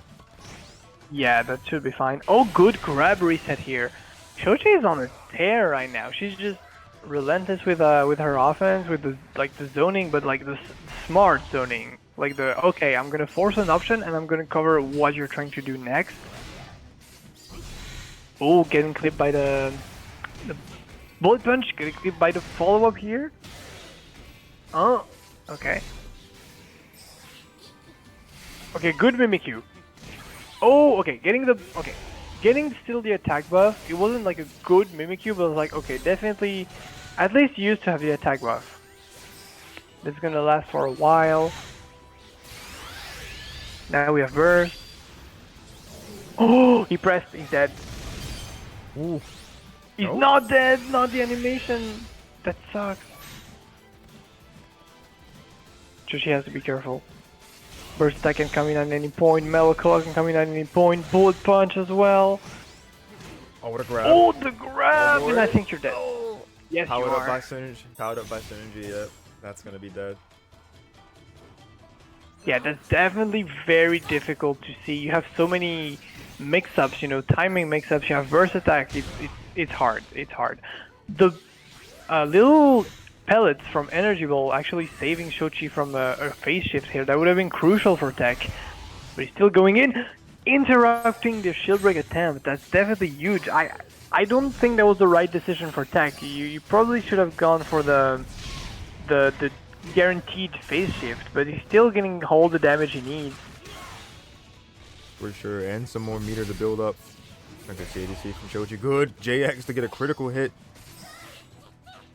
Xochi gonna get rid of future Good sight. punish. Oh my god. Such good optimization from that combo. Great punish. Bug bite. Finishing it off. Alright. Okay, we Xochi burst. getting meter. Immediate burst immediately. attack. I'm not sure. Yeah, I wasn't sure about that. What a Getting stun. the okay, that's huge. That's huge. Alright, TEC going into burst themselves. Metal Claw. All Okay, right, not enough to great kill. damage. Next mix-up is gonna kill. Ooh, I saw the. Oh, he tried to go for a bait grab. it. He tried to Ooh. bait it. Ooh, grabbing them The after. grab. Does that kill? Ooh, that was No, it close. doesn't. Okay. I wasn't. Mimikyu. Okay, Mimi. Okay, you need to go in. You need to go in, Xochi. Yeah, she definitely needs to. The Mimikyu did Counter. nothing. Oh! Oh, but the core power did, and that's gonna be potential reset point for Xochi. Hold Oh on. man, hold on, hold up. And she has meter as well? Alright, big nugget for TEC to absorb right there. While they were shielding. And counter. Okay, Building getting up the that meter CA. slowly. Yep, yep. Oh, getting with the punish grab. into the grab reset. The bit of hesitation there from Xochi definitely cost in that in that phase. But no worries. The back and forth is indeed so crazy. Oh, we are punishing everything right now. TEC is Bullet punch? Oh, is running over Xochi right now, and can we kill Oh of that? my I God, don't the know bug the bite? maximum Is that damage. Ooh, the scale. No, it's not. It's the only thing that saved her But right that's there. one mix-up away. Okay, good shield and And we have staple. staple. Rayquaza. Oh, that's Is- gonna kill. Th- That's gonna does this trade. trade? Oh Gonna man. trade it. Oh! Not even. Not even. Not Devil even. Blue letters. Perfect. Ah, that's unfortunate, and that's gonna be game 5 for that 5. first that grand final. But is it gonna be a TEC win or is it going to be a Xochi bracket reset? That would be huge because I don't know if Xochi ever won an RGG NA. I don't know. Maybe she did. She has. I don't know. She did. Okay. Yeah, she's won at, I want to say at least twice, but it might At be least one. twice. Yeah. Okay, okay. Now that you talk about it, I kind of remember now, but I was not sure at all. I was not sure at all. Okay. Yeah, she's definitely won before. Once? Just- Okay. That sounds right. I remember only making like 113. Yeah, I knew it was like recent-ish for sure. Yeah. Appreciate you, Rick. Alright, just back and forth here. Field phase starting us off. Pachi is ready to be used at a moment's notice. my god, all these counters from Oh. TEC. I mean, you gotta be blue, da da da, and oh, the good combo from that jump over. Honestly, that reference. I'm glad. Oh, Oh, nice what a counter! Oh That's my gonna god, be all huge the damage. hits. All the hits, all the Oh! things. Critical. Jesus, Xochi. Alright, burst is ready for First, we TEC. still have the debuff on. Oh, man. Not gonna be a lot of damage. Yes. Get Xochi Blue meter in time to go synergy for synergy here. That's gonna be difficult unless she lands a hit or armor sprint attack, but the time is running out. It's gonna be so much harder Oh! with 5G. First attack, do you shield? Okay, Good- next good interaction shield. though. Oh man, it's gotta be big. Grab! That's a big grab! Oh, grab! That's not enough, not enough. Oh, not enough. But that builds her Unfortunate. meter. That builds her Okay. meter. That builds her meter. That was smart from Tech, knowing that the only thing, you know, she needed, like, as long as, like, God of War's grab is just like 120 base, and then with Rage it's going to be 20%, so it's gonna be like 144. Great burst. If I'm not mistaken. Oh, immediate burst again. I don't think that's catching something. Yeah. At this range, it's not even worth it because it doesn't go into the full animation. Okay.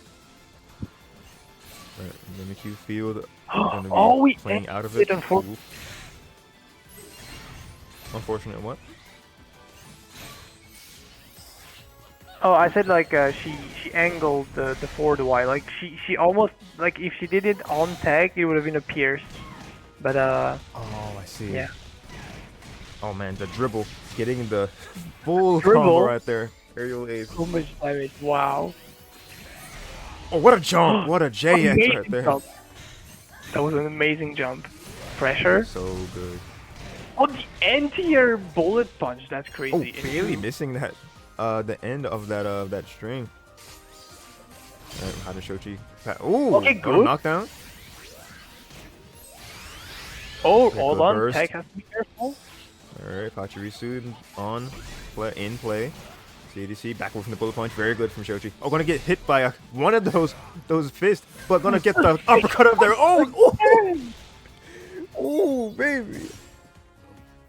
That's definitely like an interesting, like I would say viable strategy, but a working strategy, like a viable strategy, because it's like I'm running away, and then suddenly, you know, I'm doing this big lunge attack on you, and you're not ready for that. And Xochi has meter, which is huge.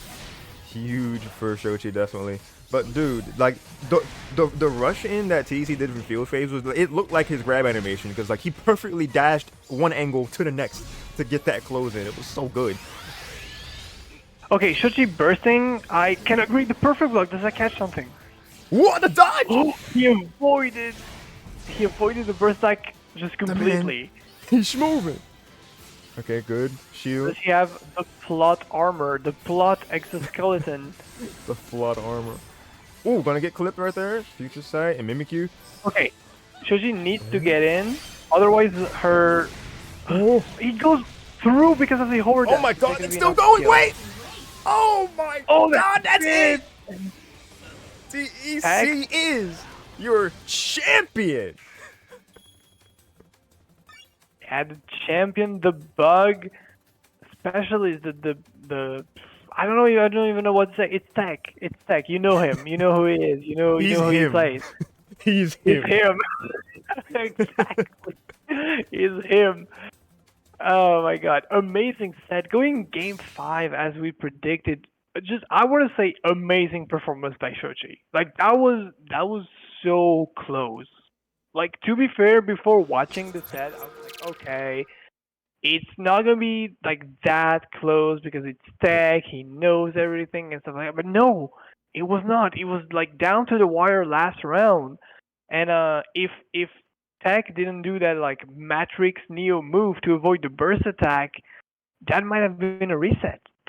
So yeah, just congratulations on both players. Congratulations on Tech for taking another RTG to his belt. And Yes, sir. yeah, that was definitely a very cool top 4. Very, very cool top 4. It was such a good top 4. Let's go ahead and just make this official. Give that let's see 3-2. But yeah, that's everything that we saw was like the last possible game. Yes, Like and like I think almost all of them were like last round, I believe. Almost, final I think round. Pita and Dash was not last round. I don't remember, but I think theirs the was. I rest. think it was like one game in I I think it Hello, hello. was just like one game in grands. Oh, yo, we got him. Let's Oh, we go. got Tech. We got the champion. Congrats, man. How are you? Doing good. How about you guys? Doing well. Man, before we get Doing into let's see, gotta switch this back over to the I'm to the so overlay. not used for from interviews because in RTG EU nobody wants to do the interview because it's so late. Oh yeah. It's 5 in the afternoon. It ain't too bad for me. Mm. No, that's nice. All right, so let's see. Bloom hinted at something about there being something that you were trying stuff with God of War. Is there some sort of God of War pocket possibility that we're going to be seeing, or is it just something like a for fun thing? It's more so for fun. More so, Yeah. I treat that more of a contingency plan, if anything else. Okay. Mhm. Yeah, I was wondering if you were going to like try to use it in RTG NA and like Yoshin pointed to me like, oh, we have Utah that plays God of War, Xochi who plays Mhm. God of War. I'm like, is it going to be like the God of War bracket?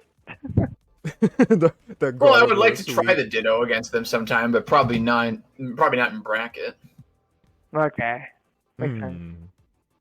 That's fair. That's fair. Ooh, my big question, because like I was lurking like on your stream towards the end TEC, and like you were saying that it was gonna be a lot on the counter count for your workout. How many did it come out to be as far as the push-ups you had to do? You actually reminded me because I'm still kind of indebted. I have to do the ones for the grand set, but Oh boy. yeah, I have to start doing that now actually because I didn't use my scoreboard to count them, but like Ah. literally I'm pretty sure every game I counted, I did the first set against Xochi, which was 5 games, and I'm pretty sure every game had like an average of 19 to 20 push-ups a game, and Oh it, Lord. Wait, and so that is that every counter you get? It's a push up? every counter I do, no matter if it's Every counter canceled you or what, it's just do. every time I input the button. That's crazy. Oh my god, that's some evil.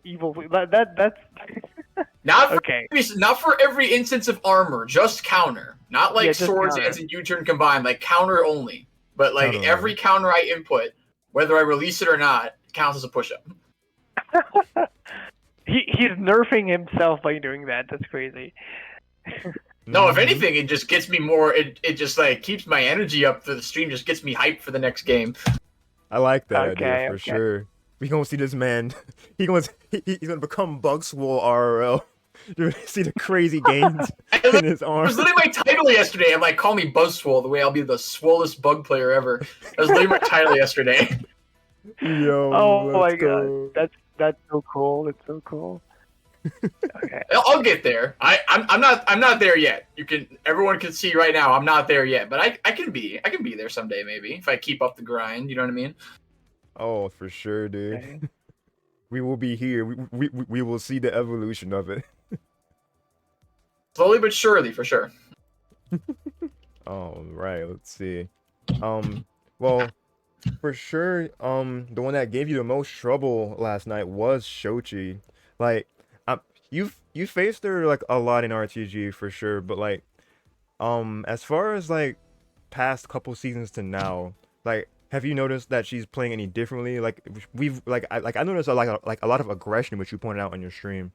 So like, has she changed a That was the lot whole from when thing, you is that she first? changed her style so much. Like Yeah. I'm to something that I wasn't used to, and I had to adapt to it because she's my only real source of Gardevoir play, and to see her play completely differently, I was like, I'd be like, holy shit, what's going on here? Like, What what am I do? doing wrong? What do I got to adapt? What do I have to change? I'm just like, I was constantly on my toes that both sets. I was just like going back and forth on.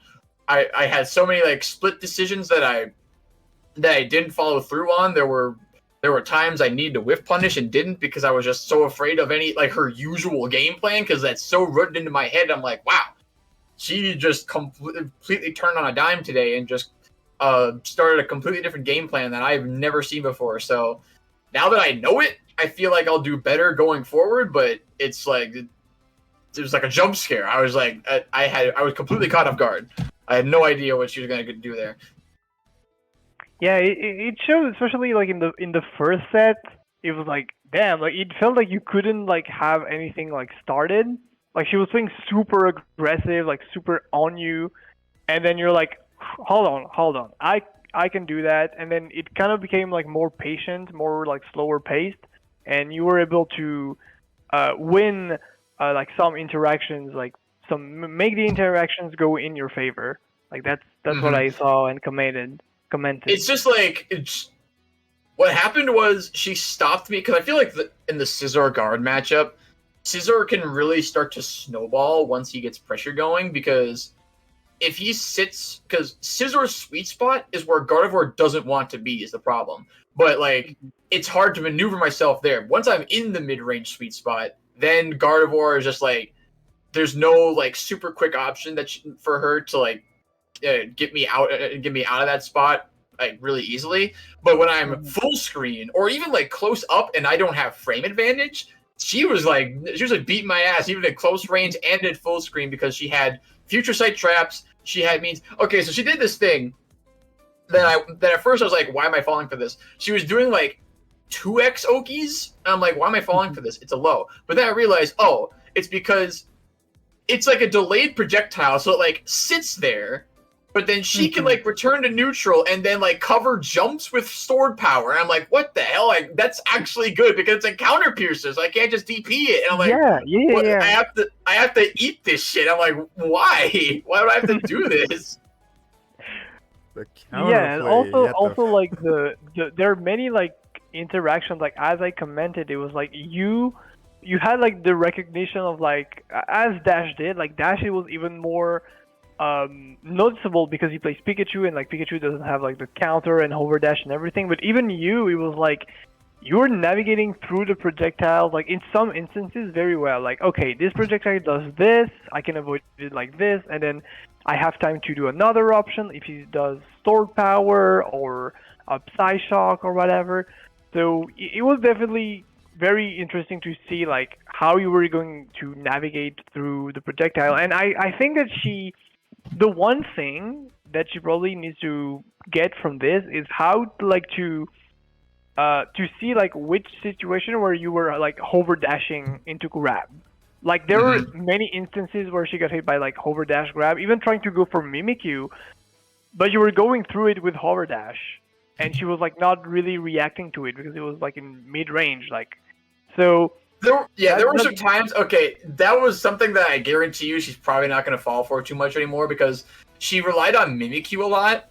She relied on Mimikyu in order to like keep me out of her point blank range, the frame advantage. Because like every time I got frame advantage, she would like try to keep me at bay, or she had Mimikyu, she would use it.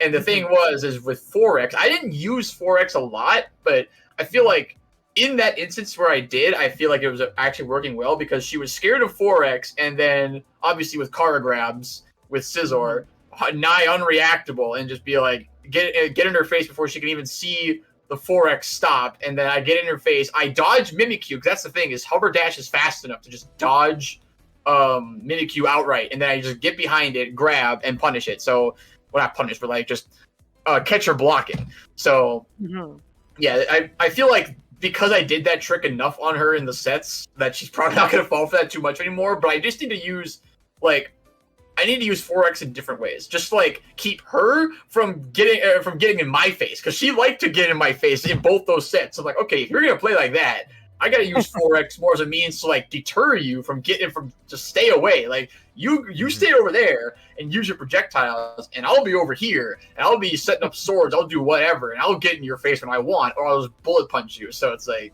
I have to be the one to control the pace in order to beat a Gardevoir player. I can't just, like, I have a strong shield, and it came in clutch a few times, but I have to eventually start chipping her down or stop her from stop her from staying in her safe space. So it's a tough matchup to think about in a high level setting. But Xochi leveling up so much definitely making me have to rack my brain more in any given game.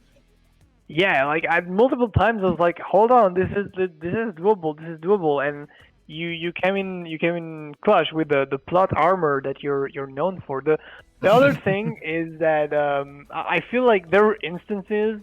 I mean, that's probably the matchup and how you play as a player, but like Xochi was like in a very good spot, and then you get one thing going, and it was over. Like you got the like multiple perfects, multiple like I win every interaction in a row kind of thing, and like, are you able to like keep your composure when this is happening or not? Because I feel like sometimes I'm saying everybody, right?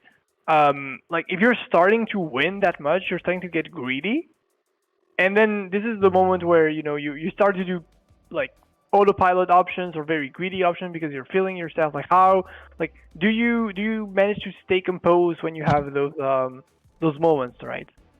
I think that's just like an advantage of being a scissor player, because scissor just in general thrives on being a kind of like defensive aggressive player, because Scizor is all about whiff punishing. Scizor is all about armoring things and coming back in to punish an overextension. It's like Scizor doesn't rely on being rushed down. So even when I'm winning, I'm not like, okay, I'm gonna start doing rush down stuff now, because that's not what Scizor is meant to do. Because if I do, the more times I put myself in a scenario where like, oh, I'm gonna rush you down, I'm gonna mash something that's potentially unsafe on your getup because I think you're gonna mash or do this or that. That's just going to put me at greater risk. So when I'm winning, I'm just like, okay, I'm just gonna keep on doing my defensive options. I'm gonna keep you in block stun. I'm gonna chip you down. I'm gonna do things that are more relatively safe. And if you mash a button, that's on you. And that's just that's just the benefit of having that mindset. Because like Scizor isn't about being all rushed down all the time. So even when I'm perfecting somebody, that doesn't really change my mindset on how I should play the character. All right. Okay. Yeah, that was the thing I was thinking about, because like Gardevoir is a character that you can really like snowball into, and when I was playing Xochi before or learning the matchup, that's something that happened to me. It's like, oh my god, I'm doing so well. I'm just tearing through Gardevoir's defense, and then I'm trying to get in. Like, oh, I hit a wall. I hit a wall. And I'm like, wait, hold on. I need to just calm myself down a little bit. But okay, definitely good to know. And also, you're referring as the how Scizor plays definitely makes sense. Like playing with like the counter hits and the whiff punishes and everything. So yeah, I don't know if Yoshin has other questions after that. Nothing else I can think of come to mind. I was like my biggest thing was just like with all of the counters that you were getting to TEC, I was like, man, that push-up counter is just off the chart, I'm sure. Yeah, I'll probably do that at the end of this stream, because I'm still indebted to that, and I said I would do that whenever I streamed next. So I'll probably do that after this Splatoon stream I'm doing, and we'll save that for the end, because I'll probably be able to do it now, but like I could. I'm surprised I was able to do like 5 of Xochi's games, because I was doing 20-some push-ups a game. I'm like, okay, nope, no more. I can't do it anymore. I'm gonna save the next set until tomorrow or wherever else, because my arms are dying. So I just needed to stop and take a rest. But now I'm back. I'll be able to do it today probably. Awesome. Oh, it looks like a rapid fire question from Alpha in the chat. TEC, do you like sour food? Sour food? No, never. I've never liked it. Never. Didn't know. So I guess that goes to candy as well. Like you don't like sour candy or anything? Well, no. Like I've just never been a candy person. Period. It's not just because it's sour candy. I just don't like candy. Period. For the most part. Oh, interesting. I didn't know that. Yeah, he prefers bug juice. He's right. He runs on bug juice only. Yes, the bug juice.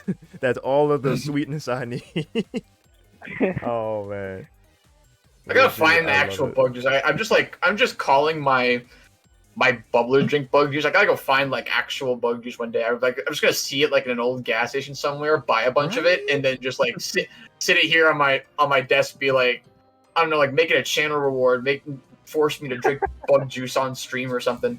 Probably tastes disgusting for me now, but like it'd be funny to do on stream. I gotta find it somewhere though. That it's such an old thing that no one actually really sells it anymore. I just gotta be like an old gas station somewhere and just buy it in bulk or something. Definitely, you gotta do it. I haven't had bug juice in years myself. I had them all the time when I was a kid, but I haven't had them in so long now that you mentioned it. Man, I gotta raid me a gas station and get me some bug juice. My instance of it, my only instance of it when I was a kid is when I went to my grandmother's house. She lives in a really small town, and she had this little old supermarket that was like, even for the time, was like on death's door. It didn't last very long after they had moved out, and I was just like, when I went there as a kid, whenever I would go with my grandma to get groceries and help her bring groceries to her house, I'd just be like, I get either. Okay, so this is when I actually did eat candy. I got like, well, I never went off the deep end. I never got any of the sugary stuff. The worst I did was like a Reese's. And I did all that, and then I got a bug juice at the end of it, and that's when I drank bug juice as a kid. But I don't know. It's been years since I've had it too, so it'd be a nostalgic experience if I ever found it again and actually found out what it tasted like. Okay, yeah, for sure. Oh, and she was asking is bug juice sweet? From what I remember, it is kind of, not really. There was a bunch of different flavors. It's like a kid. It's like a preschooler's version of Gatorade. There's a bunch of them. There wasn't just one thing. It's like you think about the kind of like how Capri Sun is in that same vein of like kids juices. Capri Sun was infinitely better. I had that all the time as a kid. Capri Sun was infinitely better than bug juice. Oh my god, yeah, they sell that in France as well. This is very cool. Oh, this let's go, y'all good got Capri. Yo. Of course it would. It's a worldwide phenomenon. Everyone loves Capri Sun. Yo, Xochi just gave you an option that Bug Juice has a website. Maybe you could order them in bulk there. Oh, no way. That would be crazy. Yo, Bug Juice sponsor for Pokken player. I'd be down for that. Yo, it's coming. It's all coming together. Oh my god. The scissor agenda is going too far. Like Bug Juice sponsoring Pokken. Like the next Pokken offline is gonna be sponsored by Bug Juice. I have to go and dig up. Oh, I wish I saved it. Enigma made a funny piece of art of Scizor with Bug Juice. I don't remember exactly where it is. It's probably on her Twitter somewhere. I gotta find it. But Enigma made a funny little picture of Scizor with Bug Juice. Be like, yo, Bug Juice, sponsor me, bro. I remember that. I remember this artwork. Shoot, that's probably like it's on art Twitter somewhere. That or DeviantArt. It's got to be somewhere. Yeah. It's on her Twitter somewhere. I'm sure she still kept it. Yeah, shout out to Enigma. I wonder how she's doing now. Probably in studies.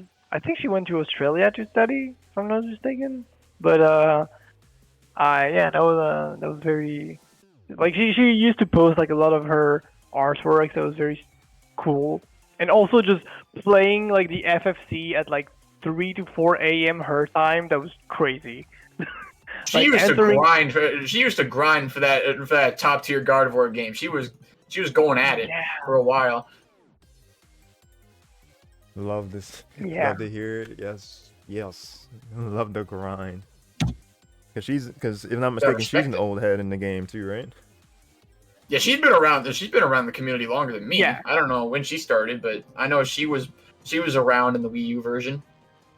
That's Yeah, Still, it's kind of hard to think now. Like, I've been in the game so long that I kind of feel like, I have some sort of quote unquote veteran experience, but I'm still only a DX player. I hardly ever played Wii U. Bro, I crazy. Came into this game like after the lockdown, like 2021. So, but like it's crazy to think that like the players that used to be there for so long were like young teenagers, like Vanny, Leafblade, Enigma, like all of like Cloud even, like they're not even 20 now. So think like 5 years ago or more, like that's crazy. They were just like The thing, like they were all just the going to top of the like the Pokken like top online top players, like not all of them, like some of them were like super young. Like that's crazy. Like I remember, like in 2022, like Leafley they went to like Worlds. He ended up like ninth in the 1v1 bracket, which was huge. Like first offline ninth, and he was like 16 or 17. I don't remember exactly. But That's yeah. crazy. a prodigy. And Yo. Cloud is my age, I think. So. But hey, when Pokken 2 comes out, they're all coming back. I guarantee you that. I Oh guarantee yes. like the vast majority of all of them will come back in droves. We'll bring the whole crew. The old crew will come back, and then we'll obviously just get like an entire new generation of the Pokken community when Pokken 2 comes out. The younger players are gonna come back. That's gonna be so cool. Please give us Pokken 2. It's coming, guys. I don't even like. I can genuinely say it's not even like copium at this point. There's so many like little hints and little nuggets of info here and there that's like Pokken 2's got to be like on their mind. It's just got to be like the right time, right? It's got to be on their mind somewhere. Like the thing that gave me hope was the MVC collection. Like it's not really related, but somehow related because like you would never think they would like do a game like that. Like, oh, the game is lost. They're not doing anything about it, and then bam, it comes back. So it's it's not even like it's not even like the Pokken is.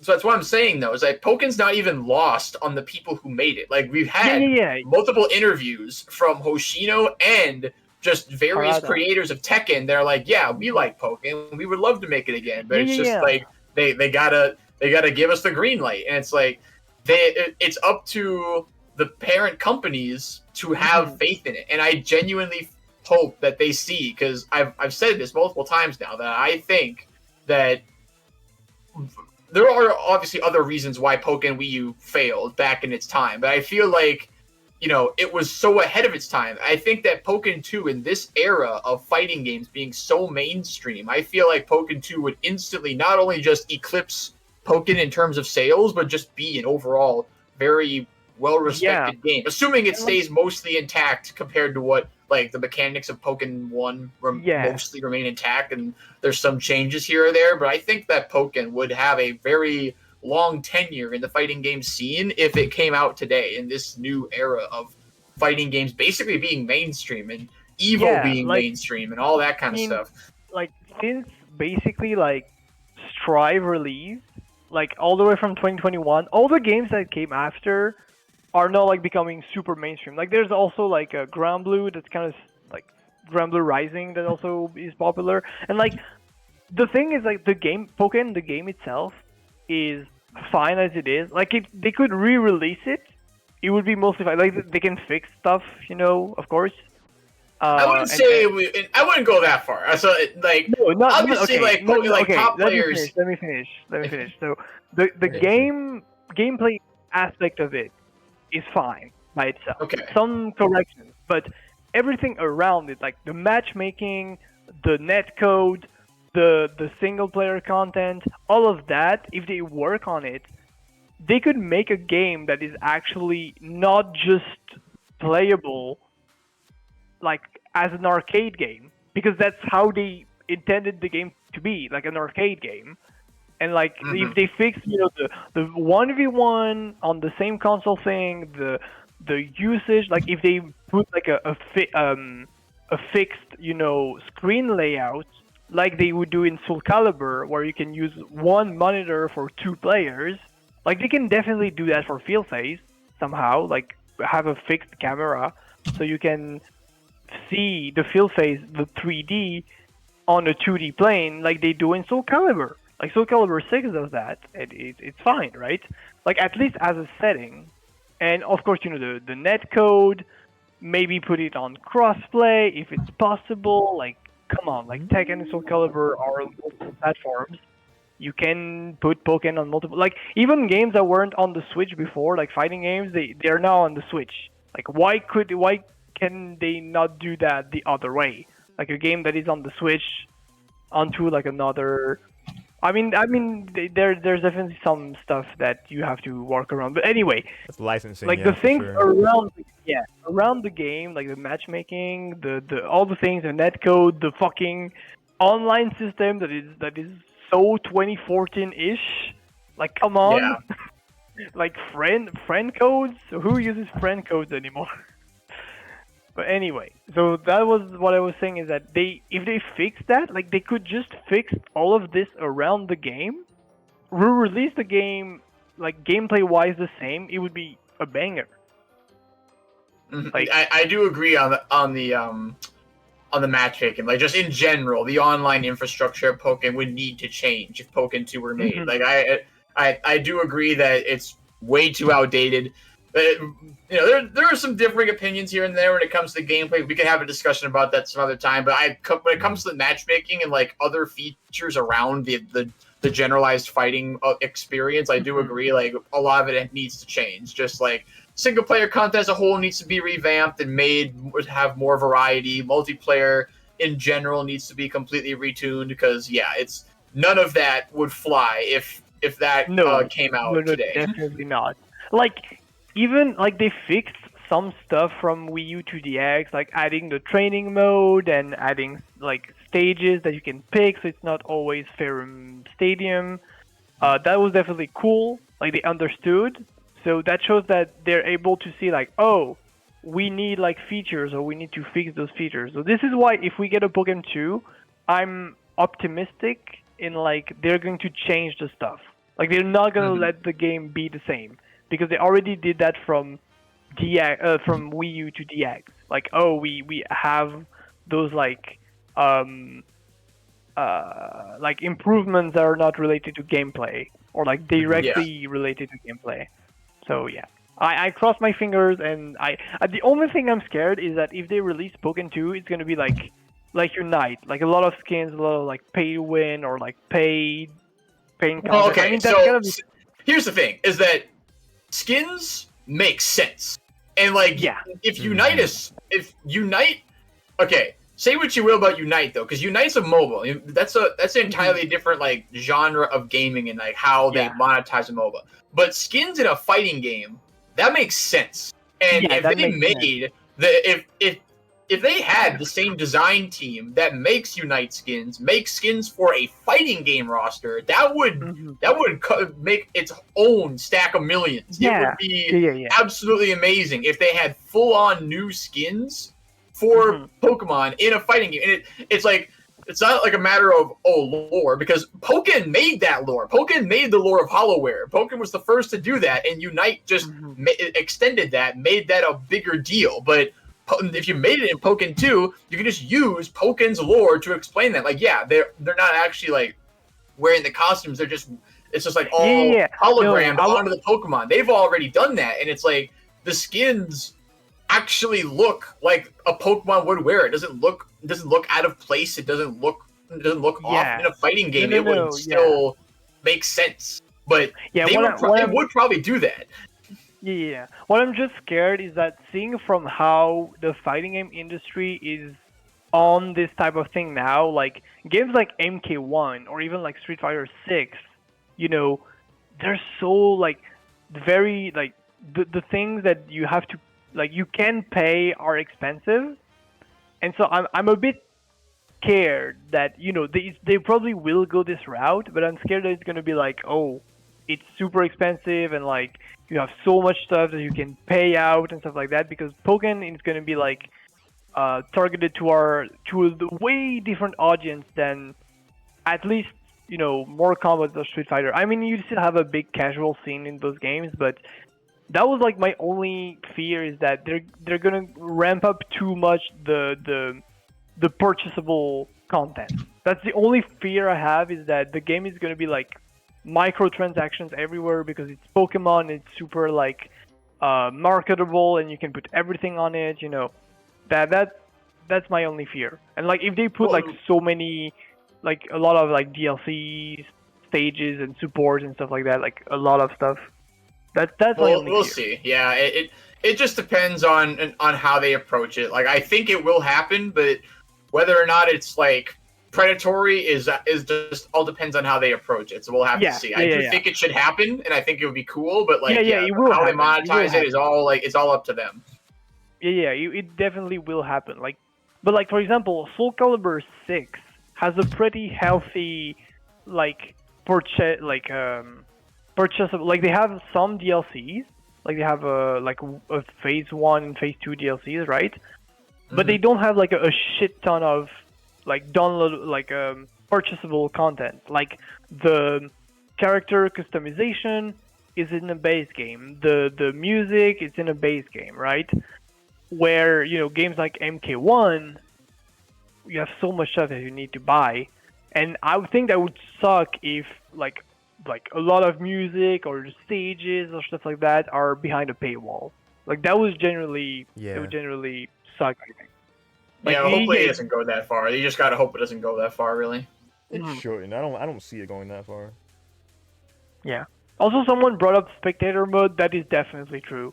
Like in the year of our Lord 2024, we don't have a spectator mode. Spectator mode. Oh, for sure. Yeah, they gotta have, especially because that's the other thing I was thinking would be really cool for Pokken specifically, is because half of Pokken is about field phase. So if you had a spectator mode with a controllable camera, that'd be so sick, because you're all about like field phase is all about 3D movement anyway. So you have spectator mode that can like change the angle of where you see stuff and just make like cinematic stuff. You just like be for content creators, be able to have these cinematic shots of things happening and from various angles in Pokken. That'd be so sick if they made a spectator mode where you could control the camera, like kind of like Smash, but obviously Smash is 2D. I was thinking of Ultimates. The camera. But do it like that, where you could control the camera in spectator mode.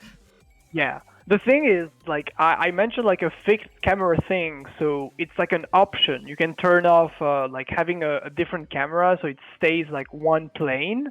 Like doing this, like imagine like keeping like dual phase, but viewed from a field phase perspective. How cool that would be! Like the having like the upper view and stuff like that. Because what they said when they were designing Pokken, I listened to the interviews. They're like, we both want the traditional 1v1 aspect, with the dual phase, and they even moved the camera a bit because of the second thing is that they wanted the game to look like the battles from the anime. They wanted you to be behind your Pokemon, like giving them attacks to do, commanding them, and cheer with them and everything. And this is why they put on field phase in the first place. Like that wasn't even like a design thing, like a game design thing. That was mostly like a visual aspect. So that would be super cool if they pushed it even further on like the spectator and being in the action kind of thing. That's definitely right. Like that'd be awesome if spectator mode had that many kinds of camera options. I'd love to see that. Yeah. I didn't even think about the whole like controlling camera. Yeah, me neither. But that's definitely a cool idea. But yeah, at least we need one spectator mode and like something to make it so that you don't need like two monitors to actually run the game. Like at least a setting, like a setting that makes it like. Yeah, I will be going to TDT, TEC, the offline EU tournament, but like I try to run like a Pokken event, and the logistics of that is you need so much stuff. Like you need the LAN, like you need two monitors, you need the LAN to connect the switches to everything, and hopefully that now. Okay, so I mean, it's not like a big help, but I'm sure, like, because the OLED had that native Ethernet port, the Switch 2 will have one as well. So that at least helps. But, like, that's kind of just, like, an unfortunate thing about how Pokken is designed because of field phase. Because, obviously, Pokken as a whole can't be played on one screen with two people. Because, it's not the same angle for both people. It would be a disadvantage. That's what I'm saying. So, like, Pokken as a whole just isn't designed around that. Like you would literally have to remove field phase in order for Pokken be played on one screen with two people. which Yeah, I don't think would happen. I don't want that to happen. I want Field Phase to stay in the game because it's really yeah. unique and Like really fun. this is what I But- said. Like, having a fixed camera, like you would have like in Soul Calibur or even Tekken, is that the camera still moves around, depending how the character move, and you can make it happen. It's already doing that by itself in some situations. Like if you have the close dual phase, like if you're like both characters like next to the wall in field phase and kind of like zooms in or zooms out, and like I think that would definitely be something that they could implement, at least like in like a setting to actually make it playable. Like that's good, but like knowing that it was like a visual design perspective and not like a game design perspective, I think it would be an idea they could have. Like, oh, we have the possibility to remove that, so it's easier to mitigate, even like for people like playing at home. Like they only have one TV, they could run the game on one TV, and it's actually more usable than be like, oh, you have to play like on the shitty like 30 frame per second split screen shit. That's horrible. Also, why did probably they do that? That in and of itself would probably be solved by the fact that Switch 2 would be more powerful to handle that. So if that were to still be a thing, that would probably be solved in terms of the FPS issue, because it's just like the Switch ain't very powerful at all. Yeah. But the Switch 2 is going to be way more powerful if the rumors are to be believed. So that would probably be solved on its own. Yeah, that makes sense. I didn't think about that, but yeah, the Switch 2, if one happened, and like if Pokken, imagine if Pokken is like one of the main like first game they sell on the Switch 2. Like they're gonna do like Mario Kart 8 Deluxe for they're gonna do like that. They're gonna do that, a Pokemon game. Imagine if like Pokken 2 is like the arms of the Switch 2. Right? Well, the thing is, it kind of was already, because like Pokken was the first Pokemon game on the Switch. But like it already was. Like, it's just that it was not advertised. Period. Yeah, like there was nothing. Like at the time, I was still like a kind of a teenager, and I was still watching a lot of TV, and I remember like the things coming. Like there was so many like, I mean, Sun and Moon was not on the Switch, but like Pokemon Let's Go. And then the Pokemon Sword and Shield, it was like, oh, the advertisements, like so often, and Pokken nothing. Pokken nothing. Man. That in and of itself is a different kind of discussion, but like, yeah, that's all. Just depends on what happens when Pokken 2 comes out. Honestly. Yeah, definitely time for a different.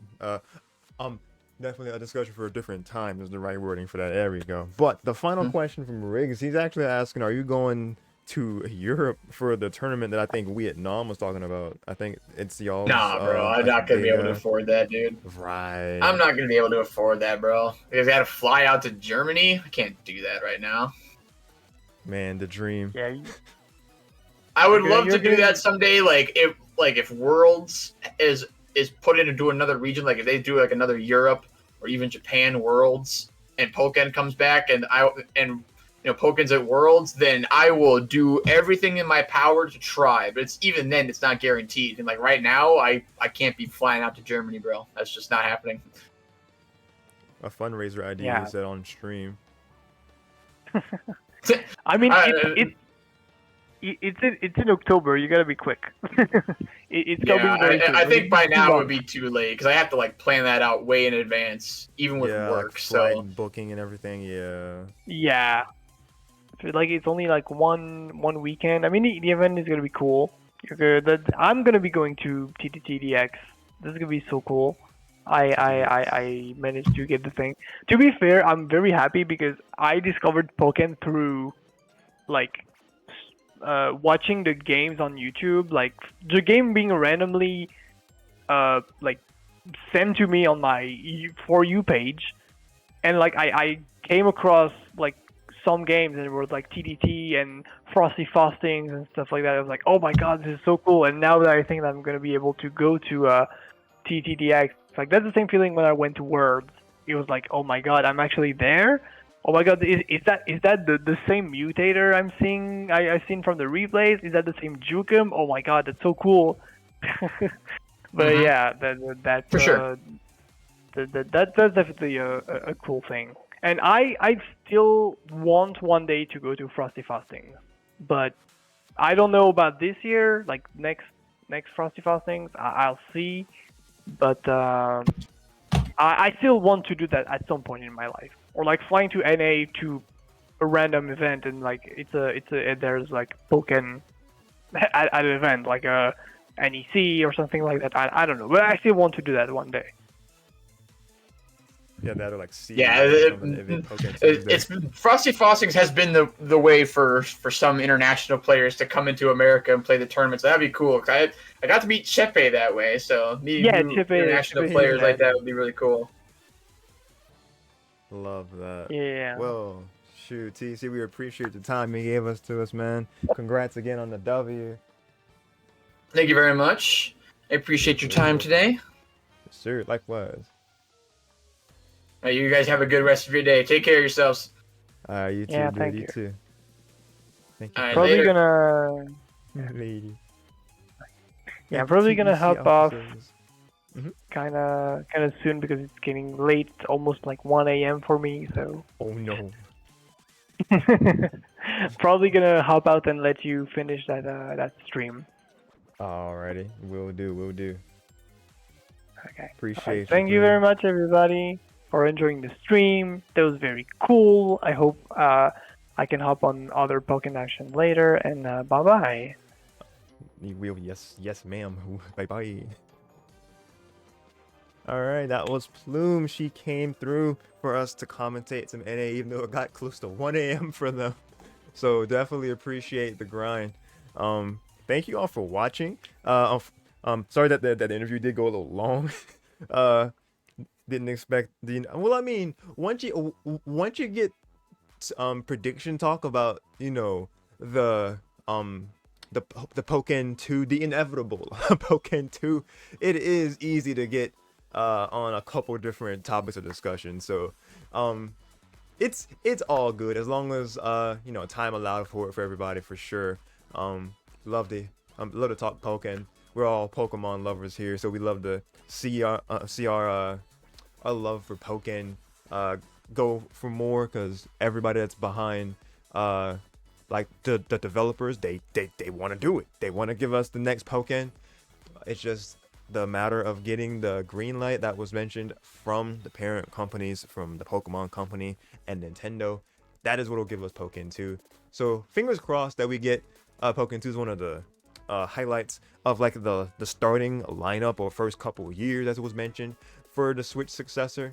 I can't wait. The Switch successor's lineup is gonna be so crazy in general. Not to open up a whole other can of worms, because I will.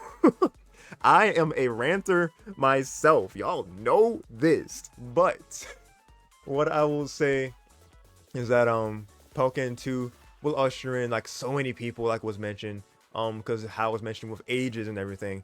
Because when Pokken started, like I literally had when it came out, I wasn't even 20 yet. I was 19, and like Riggs picked me up in this Facebook group, and that's how I met Aberration, who was Cyanide at the time. And I met before he hit big. Oh man, Lord Chandelure, extraordinary man. I can't think of my man's name for anything, because I kind of felt like it was like a bit of a rivalry early on when they were still a part of the same thing and take notes. Why is my mind blanking on that name? Twixie, yes, thank you, Ray. Yes, Twixie to go. Yeah, like him and like so many other really good people that were in with our OG Wii U group. So seeing Pokken go from that to what it is with DX, with having people that only started playing like with quarantine time, like a Plume mentioned, and then TEC coming in with DX. Like they weren't even they weren't even part of the Wii U game, but Wii U game scene. But you would think they were because of how good they are now and how many people love TEC as a player. What Pokken 2 will do for the community that already loves the game to death and the people that are in it, it's just gonna do nothing but just create a whole other wave of excitement. I can't wait. So not gonna go into a whole other thing with that right here right now, but I thank you guys for watching the latest and greatest of Road to Greatness. Number 133 NA champion is TEC. Thank you for watching this stream, Alpha. But yeah, thank y'all for watching the action. Thank y'all for chilling, for vibing. It has been my pleasure. My name is Darshin, aka Yoshi969. I'm signing out for now, but definitely not forever. Have an amazing rest of your night or day, depending on where you are. Stay safe. God bless. Keep on being awesome, and remember to be kind. I am going to let you guys go. I'm not sure because I do believe TEC was streaming themselves. They had theirs on break. They are doing Splatoon. I made the mistake of rating them like right when they were ending last time, so gonna try to get that a better time here. Okay, looks like he is just kind of gaming. All right, so that's gonna work out this time. I'm gonna send you guys over to TEC for you guys to hang out. Just do it. Just do it. What, the raid? Yeah, I got you. If that's what you meant, I'm not sure if that's what you meant or not, Trish.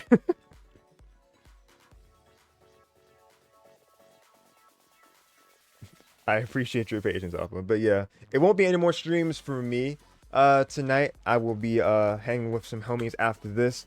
But for this week coming in, the next stream to look forward to, as long as our schedule's still aligned, it will be Paper Mario 1000 Year Door tomorrow. It has suffered a bit of a break, like a good week and a half, maybe even 2 weeks. Hate that. But be joined by Alpha. We will be continuing our playthrough of 1000 Year Door. So if you guys love Paper Mario, definitely stay tuned for that. And more coming in this coming week between Mario, well, that's multiple Mario, Smash, Mario, all the things. So stay tuned for that. And with all that said, thank you again for watching, and I will see you guys next time. Let's read.